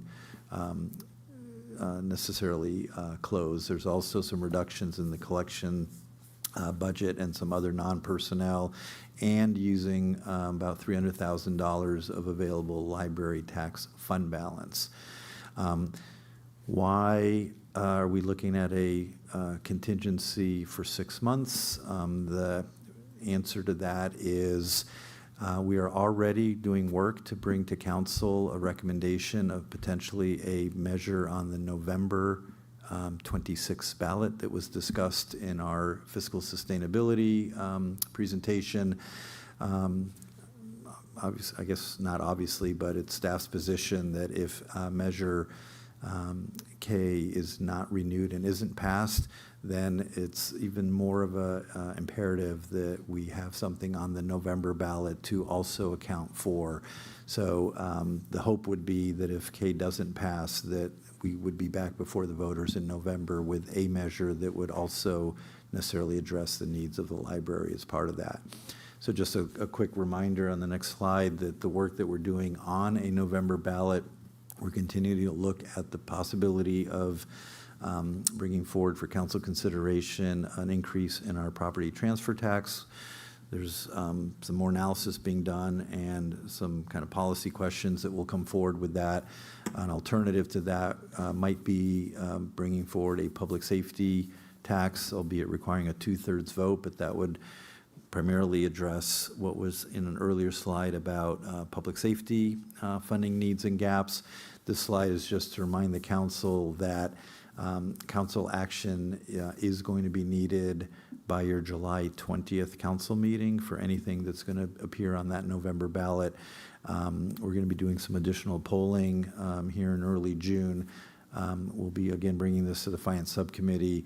The plan would be to bring the staff recommendation to the June 15th council meeting for feedback so that we can then come back at the second meeting in July with that recommendation. So the last slide is the kind of timeline and next steps.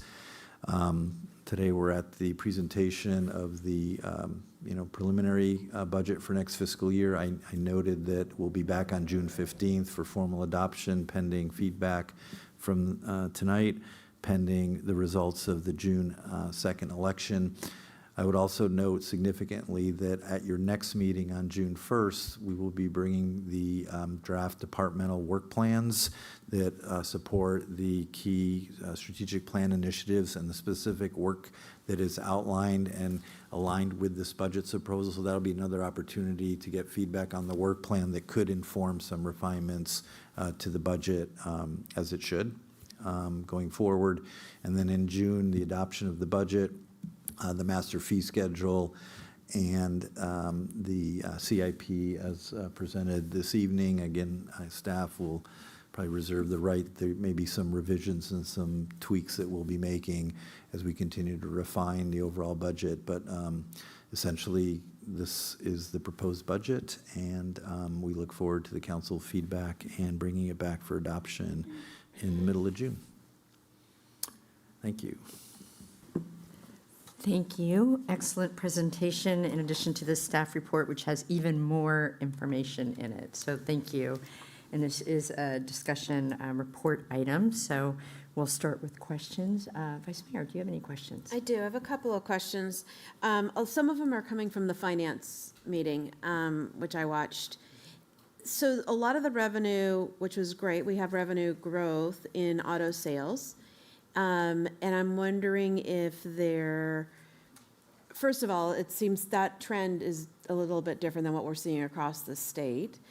And I'm wondering if you have any thoughts on that, and if that is like some of the other things that are looked at in terms of this budget, a sort of a one-time anomaly? Are you looking at that this is going to be an ongoing trend or hope? Any thoughts on that? So I think a short answer to that, I don't know if Sean is in the room, he can add.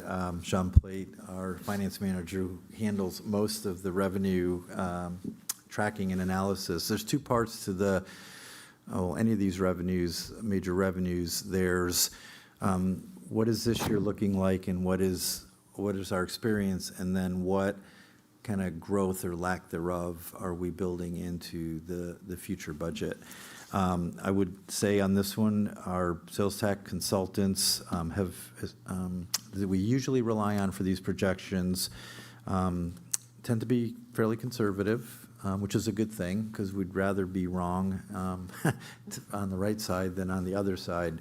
But I think two things. You mentioned that statewide, most jurisdictions and on a statewide basis are already starting to see some declining in sales tax revenues for all sorts of reasons. San Rafael seems to be somewhat bucking that trend, at least in the short term. So in this projection, I think we're comfortable. We're not building a lot of growth into it. In fact, I think we don't even have an inflationary growth factor. It's less than CPI in terms of growth. So to answer your question, for now, we're building the increase in the baseline, but we are being conservative in terms of adding much in the way of growth to that. A lot of what's going on in the projections from our consultants is the anticipating a downturn, anticipating a recession, anticipating a contraction, and that may very well happen. But in part because we have been able to build up the reserves and we have a reserve, it says we're going to adjust the revenue forecast when we start to see it, and be a little bit bullish on it in terms of putting the budget forward for next year. Okay, great, thank you. Sort of along the same line on the questions, I mean, the savings we're seeing, of these savings, which would be reoccurring and which are one-time, or are we seeing all of them being one-time savings? Well, in terms of the budget balancing measures that we put forward, those are being presented as ongoing and recurring savings. Okay, great. And then I have lots of comments, but I'm going to save those and just to focus on my questions. Do you want me to do CIP questions as well at the same time? Yeah? Okay. Yeah. So within the CIP, one of the areas that, I mean, and I'm sort of been the broken record around this, is around older adults. And I know our pavement program is one key area, because we're seeing an increase of number of falls for those 65 and over. And I'm wondering if what other areas that you're specifically looking at to address the needs for older adults in terms of the CIP or within the budget overall. I'll take a first stab at it. I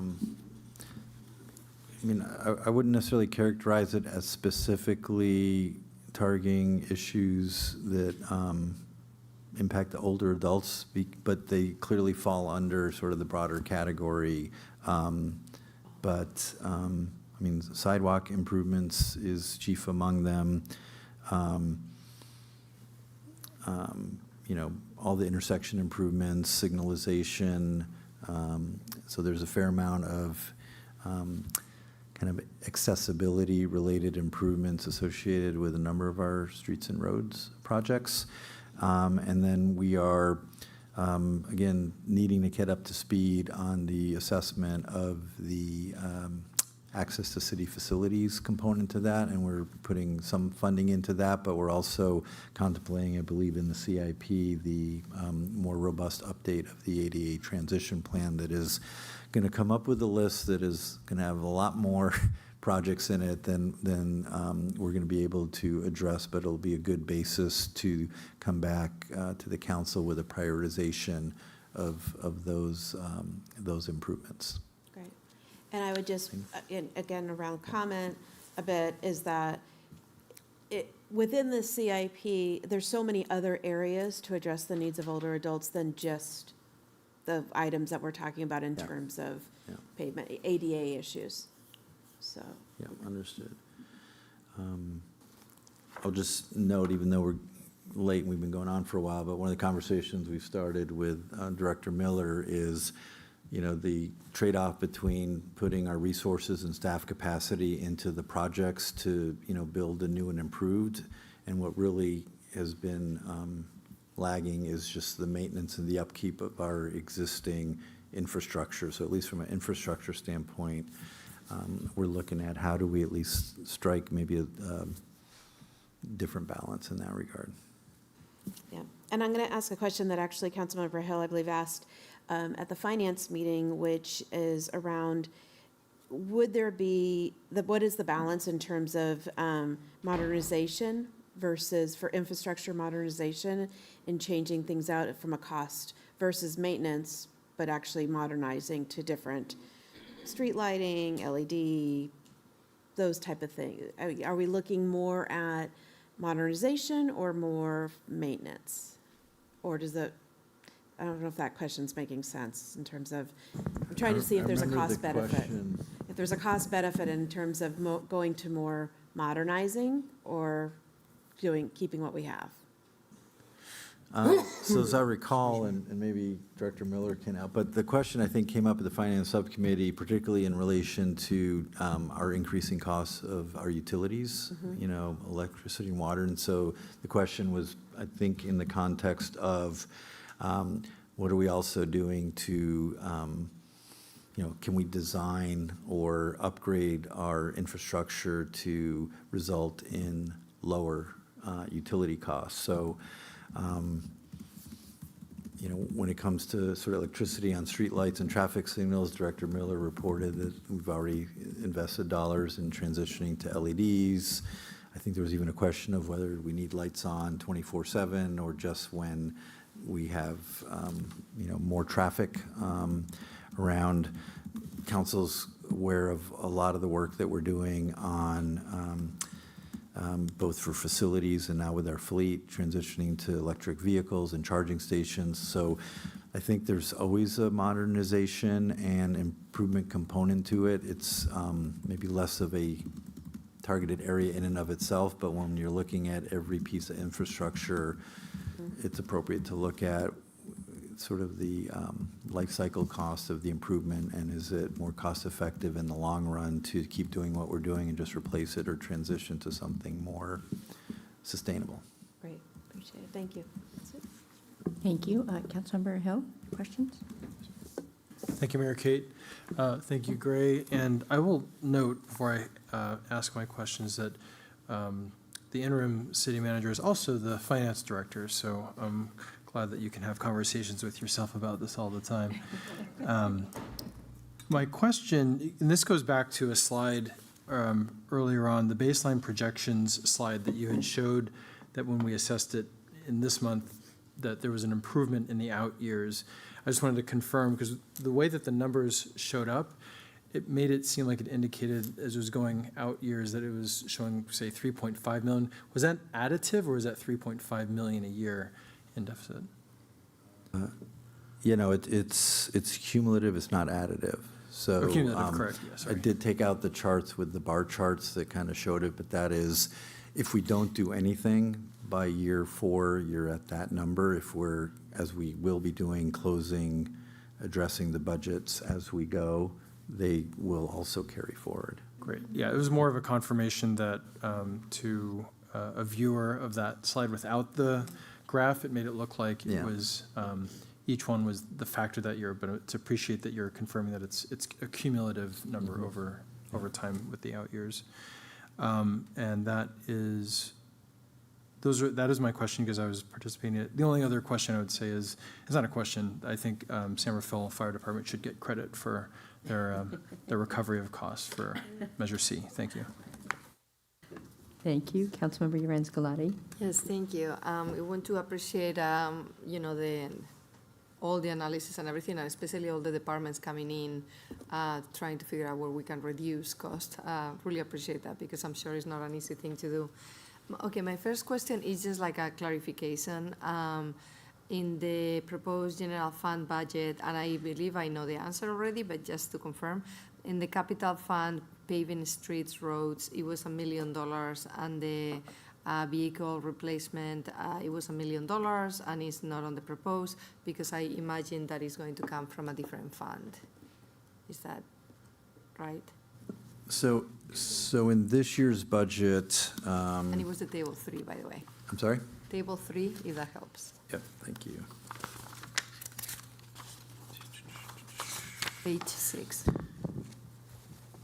Yeah, so in the current year budget, we transferred $6 million of sort of excess fund balance to liability capital, streets and roads and vehicle. We have done that, so that may not necessarily be in the appropriations, but we've transferred it to those funds so it's available. And in the proposed budget, on that same table, we're proposing just the 4.1 million, so it's in addition to it. So this is money that would go to the liability fund. It goes to help address the shortfall in our, no vehicle replacement this year, but basically the capital fund and the liability fund are the two funds that will be receiving additional general fund contributions. Okay, great. Thank you. Okay. A couple of other questions. I echo the sentiment with the fire department. Thank you so much for finding those fundings, and I completely support the addition of 3 FTEs. I'm curious to see, and I totally understand the overtime. I'm curious to see, are the current firefighters depending on overtime pay, or will they be okay with the regular salaries? So, and I understand why it's not ideal to have overtime. But yeah, no, we can, I guess that is a question for our members of the San Rafael Fire Association.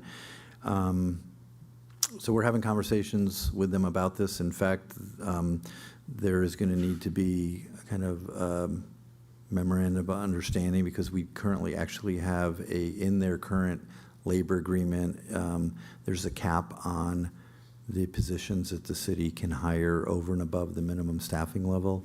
So the chief and his team have been working with the SRFA on that. So I'm just going to go out on a limb and say, historically, traditionally, overtime is absolutely can be viewed as a positive thing from the employee's perspective to a point, right? Then it gets to the point where mandatory overtime on every shift. I think the staff was reporting that it's been years, if not a decade, that we've actually been able to staff any single shift in the fire department without relying on overtime. And maybe when we bring back the budget, we can share the charts of just the trends. I mean, it's one thing what it's been, and it's another thing what the trend has been growing to. So this is an attempt not to take overtime away or reduce reasonable overtime for our firefighters, but it's an attempt to actually stem the tide on the increasing trend. This is the main reason why we're $2.7 million over budget on payroll is fire overtime. Right, yeah, and it totally makes sense. Great, thank you. On the parking fund, I see that we exceed the cost with the revenue. And I know that this, I believe that this is used all for operational. Is it possible to use some of that for capital, to repairs and maintenance in parking lots, for example? Yeah, so generally speaking, yes, absolutely. In fact, the whole point of a quote-unquote enterprise fund is that the revenues that's collected is restricted for operations, capital, debt. The parking fund had been in the negative for a while, and over the last year or two, it's starting to rebound. So it's positive that we're seeing it. It'd be nice to actually have it be generating additional, because we should be collecting sufficient money, not just to cover operations, but also to cover some of the maintenance and improvements that are needed. But that requires collecting some of those dollars before you have the sufficient funding. But pretty soon we'll be able to allocate some of those dollars for those improvements, particularly in our parking garage. Okay, great. Yeah. I have a couple more, sorry. For the special events, I really like to have a budget for the year. I think it's a great idea. Is it possible for some of these events to receive external funding from sponsors? And how are we going to approach that? I don't know if you have a plan or if it's just a question for a future answer. Yeah, I'm going to probably defer to when the item comes back to the council, but let's just say that in the sponsorship policy framework, there is a distinction between those events that, well, some are actually revenue-generating events, and some of them have different funding sources, and the city's contributing a small component, and then there's some events that arguably without city support may not happen. So there's a tiering of how the city would approach support depending on factors like what you suggest. Great. That sounds great. And then, can we sell the old fireboat and get revenue? I believe that's the plan. Great. Okay, I'm almost done. So speaking of utilizing external funding, for some of the projects that we have, for example, like the welcoming area for the city, is it possible to work with volunteers or organizations like Rotaries, where they will sponsor some of the costs and maybe some volunteering time, knowing that using volunteers takes a lot of effort from the city? If it's a specific project like that. Yeah, I'm not sure how best to answer that with relation to like any particular project like the Gateway, but this issue has come up and other council members have brought it up, and I know you've been a big proponent of a more robust sort of volunteer program. I think there is an opportunity to sort of identify what kind of specific projects and what scope might lend themselves to taking advantage of the community's interest and ability to support. But we have some work to do to refine that list, but we're thinking about it and talking about it. Thank you, Director Miller. I just had an example I wanted to share. So we actually had scouts up in North San Rafael at the Monticello and Freitas Parkway who came in with a plan on how they wanted to improve the slip lane that we closed there. So they did a whole proposal on what they were going to do to volunteer to improve that, and they accepted donations, and they're not quite done with the beautification, but I think there's opportunities like that if an organization wants to come in and propose something that limits city staff time, since we don't have the volunteer program right now. But since we don't have the volunteer program right now, we're not actively seeking volunteers to do stuff like that. But in the case in North San Rafael, it's very successful. Yeah, and that sounds great, and I wonder if maybe it's an example of something that can be shared with other groups and see if they will be able to present something similar, maybe. Maybe they are lacking on the initiative to put it together, I don't know. But anyway, I love that idea. Okay, I think, and then I think my other question is going to probably be answer is around the priorities that we identify with the strategic plan that's going to be presented on the next meeting, I believe so. So that was my last one. Thank you so much. Thank you. I have a couple questions. So on the, I think this is for Gray, so the whole trash capture project, can you confirm, isn't that a state unfunded mandate? I just want to put that out there to the community. We love our state legislators, and I always like to highlight when we get unfunded mandates. So if you could confirm, and just a general amount of money that's costing the city. And I know we've gotten grants, but if you could just speak to that. You are correct that it's a state unfunded mandate. The money that we are receiving in this proposed fiscal year is actually coming from Caltrans, because two of the locations, actually majority of the locations, are treating water coming from Caltrans property. And so they're actually providing the funds because we are treating a portion of their jurisdiction. So that helps definitely with the offset of those costs.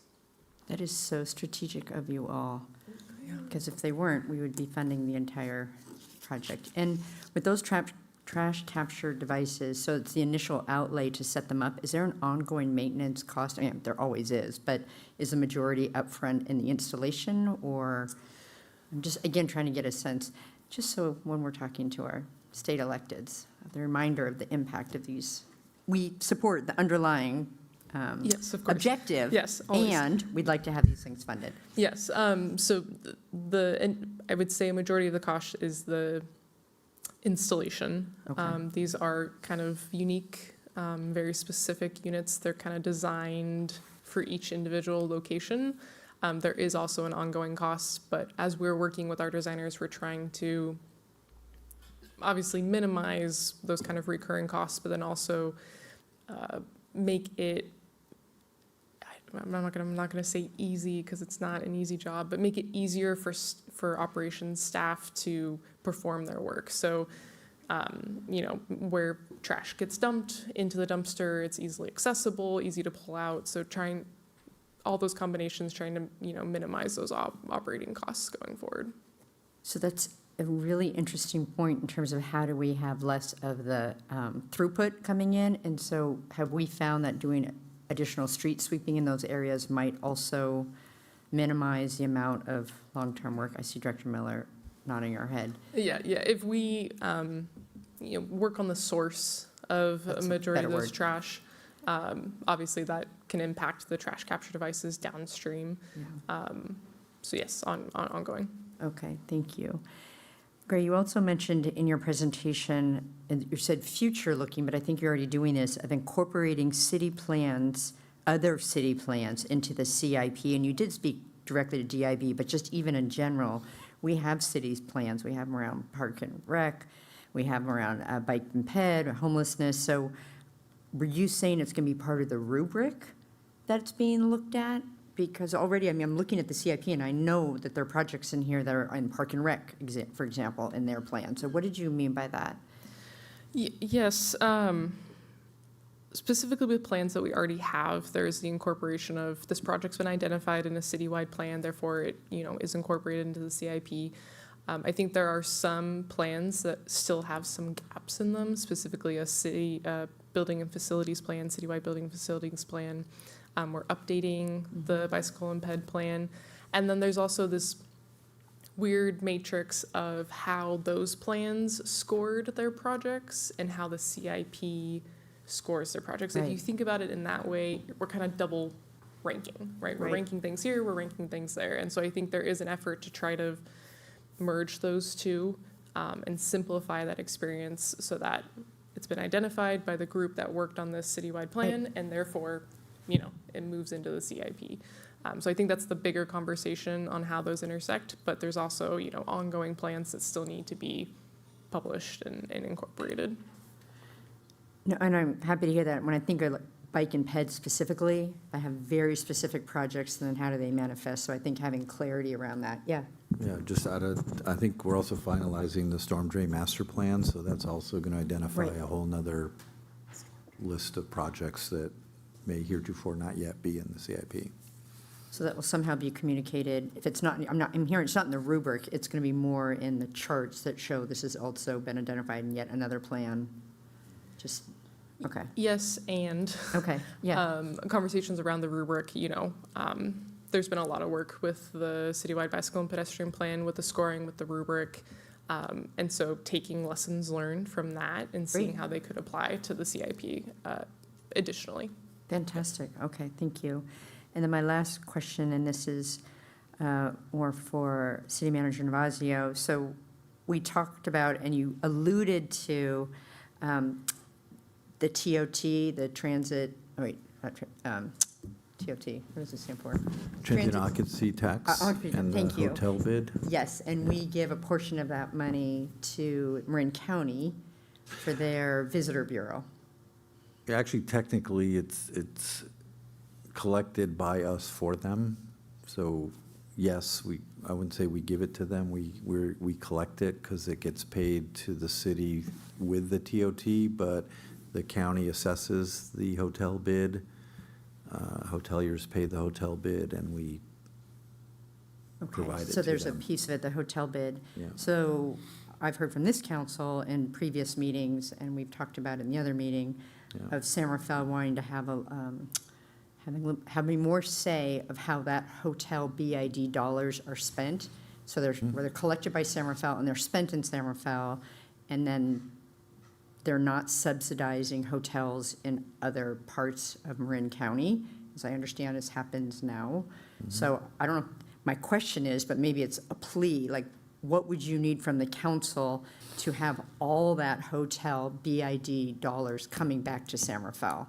And to not have it, maybe it's a legal issue of rewriting the way it's written, but I know other jurisdictions have a different formula. So what would you need from us to have all those dollars coming back here?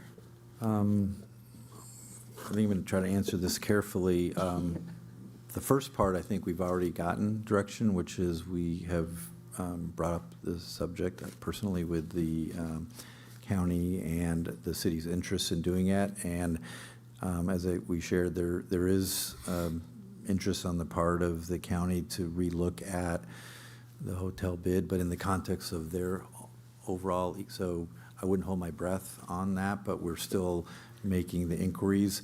Should those conversations not prove to be productive, or maybe on a longer time frame, we may come back to the council with other recommendations on what staff would need from the council to advance that. Okay. I know we brought it up last year for the budget, and I look forward to those conversations. I think, I'll speak for myself, I'm getting impatient about that, and I appreciate the county now has a new economic development director they brought on, and they're developing a plan, and we've been really patient, and we have some great hotels here that we would like to support. So just wanted to answer a hard question. Okay.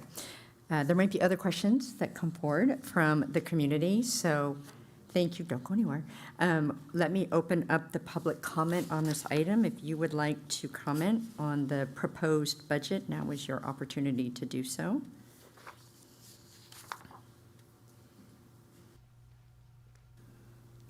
Good evening. My name is Gregory Andrew. I live in San Rafael Meadows. I have a question and a comment. The city 2026-2027 budget allocates $500,000 for the interim shelter project at 350 Marydale. And my question is, are any other city general funds from the 2026-2027 budget intended to be allocated to 350 Marydale? My comment is regarding the city's council's practice of authorizing expenditures through the consent calendar. You do have a practice of doing that. Expenditures that had no prior, in many cases, these are expenditures that had no prior authorization or referral to the city council, referral by a subcommittee of the council. Tonight, for example, the city council authorized $1.8 million through consent calendar item 2G to Mark West for design and design services for the Canal Bridge. In January and February of 2026, the council authorized $500,000 in a variety of authorizations for expenditures that also had no prior review, no prior authorization, and no referral. What I mean by that is that there had been no public opportunity for review or discussion, no prior subcommittee discussion, no prior contract or any other authorization. And I believe you can say what you will about the consent calendar. It does not offer an opportunity for public review. And I believe that doing so through more greater public review will allow greater scrutiny and accountability, as well as lower costs. So I urge you to limit your use of the consent calendar to authorize expenditures. Thank you. Any other comments this evening on the proposed budget?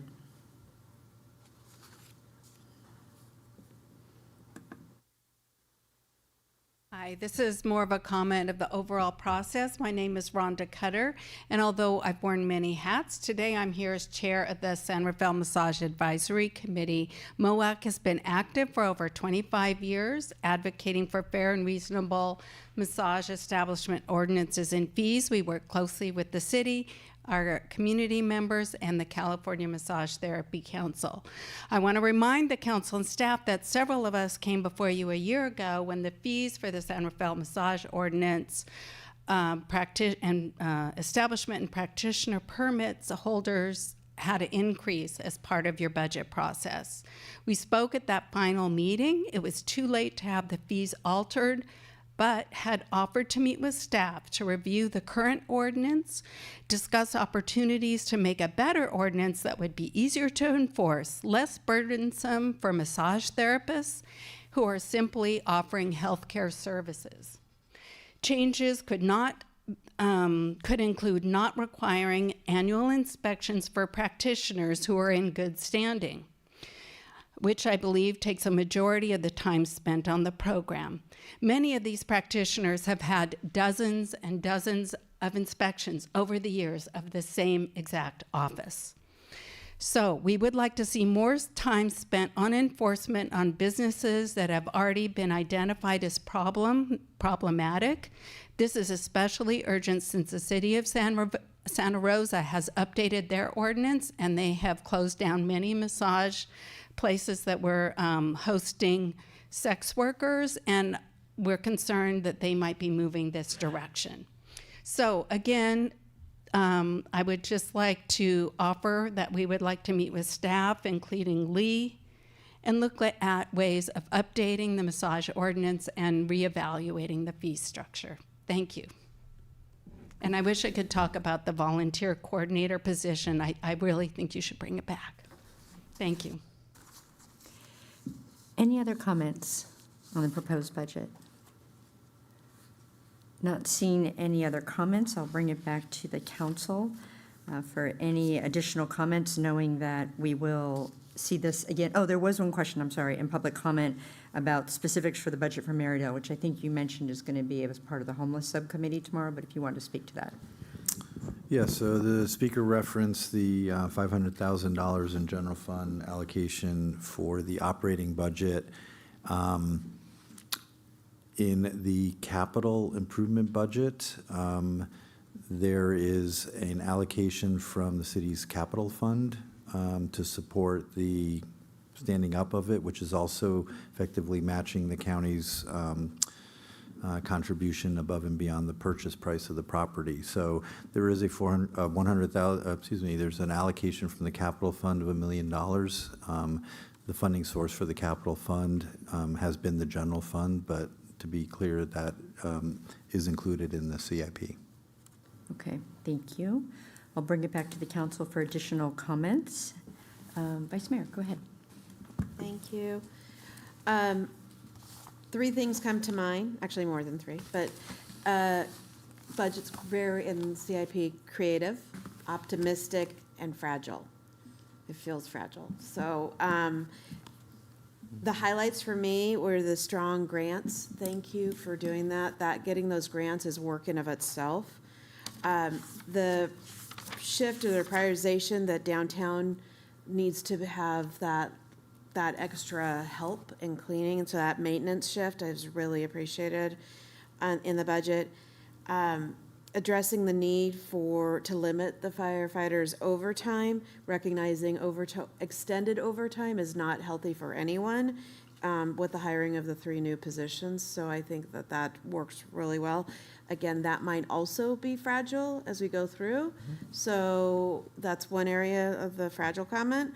And then the budget realism that we needed to allocate at least $500,000 towards just utility maintenance. And I imagine that could easily be 4 times that amount for the work that needs to be done, but it's a right step in the right direction.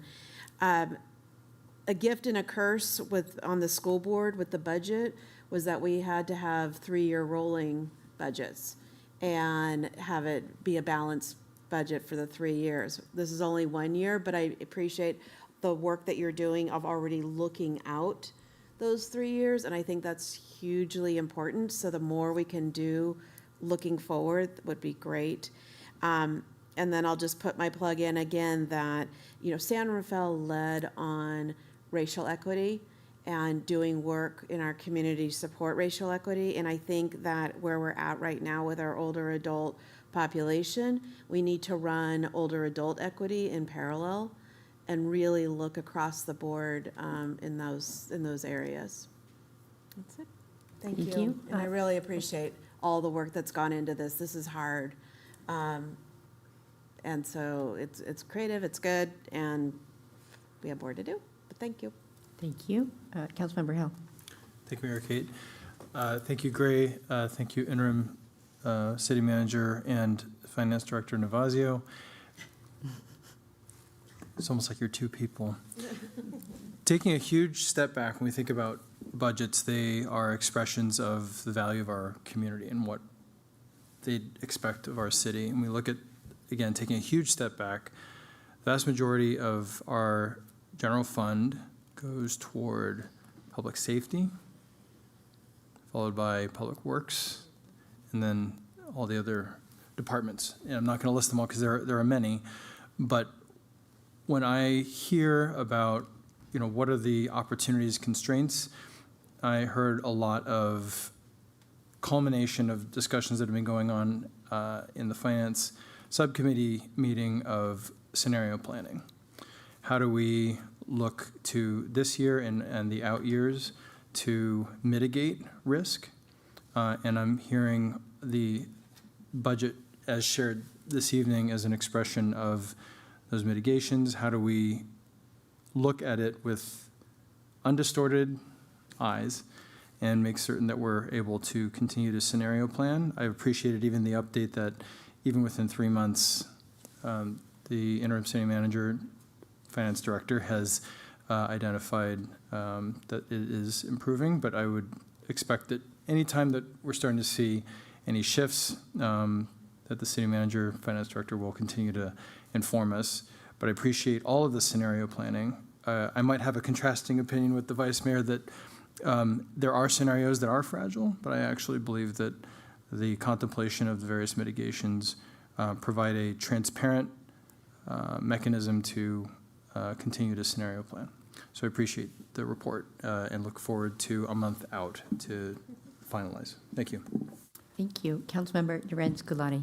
Yeah, no, I just wanted to, again, thank you for all coming together and prepare this report. I'm sure it wasn't easy, and it's just the first one. So I really look forward to getting the priorities for the 3-year plan and see what's going to be done and what's not. And it's very challenging because revenues, I'm glad that they are a little bit higher, but they're still not huge. And that's the trend going down. And as we need to do the same with less funding. So for me, it's more like how can we bring the community to support us as a city? That is a safe way to do it. And but anyway, I look forward to continuing the conversation. So thank you so much. Yeah. Thank you, and I'll add my appreciation. So thank you. On the CIP, you do have great photos. The finance department did not have great photos, but you have great photos, and it really, again, is very tangible for our community. Next time, how massive the CIP is and how it really touches all aspects of the city and how much you are doing, your incredible team, what they're doing. We say behind the scenes, but again, you had the images that showed that it's actually right in front of us. I was happy to see on the CIP the Mission Sidewalk, which is the sidewalk that's right here behind the downtown library. It's had those K-rails for 3 years. It's not this year, but I do see it on the CIP for next year, so I look forward to that. And I did see the roller, the gateway, plus the additional funds. I know we've had a hard time finding a contractor to do that work. It's a little bit of an unusual project. So I am thrilled to see that. So thank you for that, all that work in the CIP. And for the budget, finance director, interim city manager Navazio is supported by an incredible team. Thank you, Sean Plate. Thank you, Van Bach, for all the work that you've done.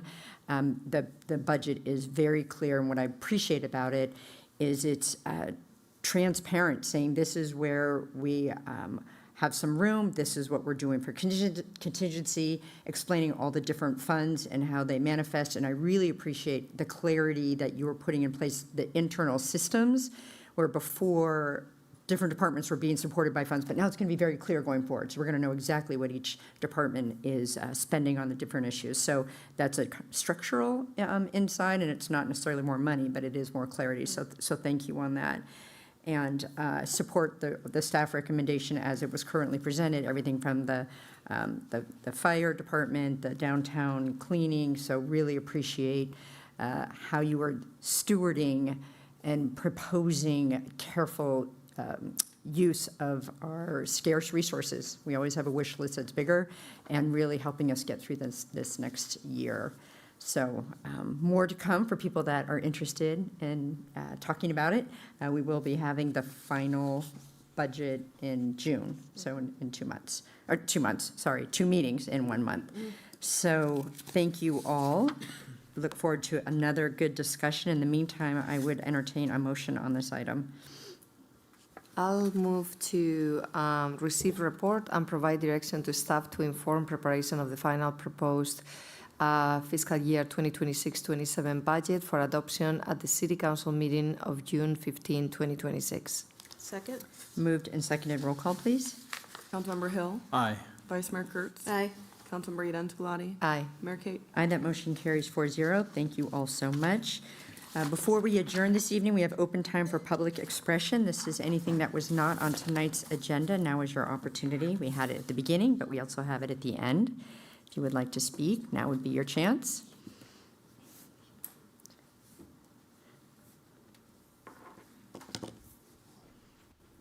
Again, it's Rhonda Cutter, and I just want to say how much I've appreciated the volunteer coordinator over the years at the city of San Rafael. When I first bought a home in 1990, what was it? I don't know, 7 or something like that in San Rafael. I thought, I want to do something for my community. Now that I live here, I've lived here for over 11 years, and I wanted to do something, and I thought, what should I do? I looked in the phone book, and under the city of San Rafael, there was the volunteer coordinator. And it was a new position. I called, and I had my favorite job of all time, which was sitting at the front desk here at the doors of the city of San Rafael. That started my public career, and I have to say it was my favorite job. I got to meet everyone and greet them, show them what to do. And then I worked with the library and updated the Canal Resource Guide twice as a volunteer. And I got to know a lot about the services that we offer. And anyway, I just think it's a really important role, and I appreciate your listening. Okay, bye. Thank you. Any other comments this evening? Okay, not seeing any. Thank you all for being here. This meeting's adjourned. Good night.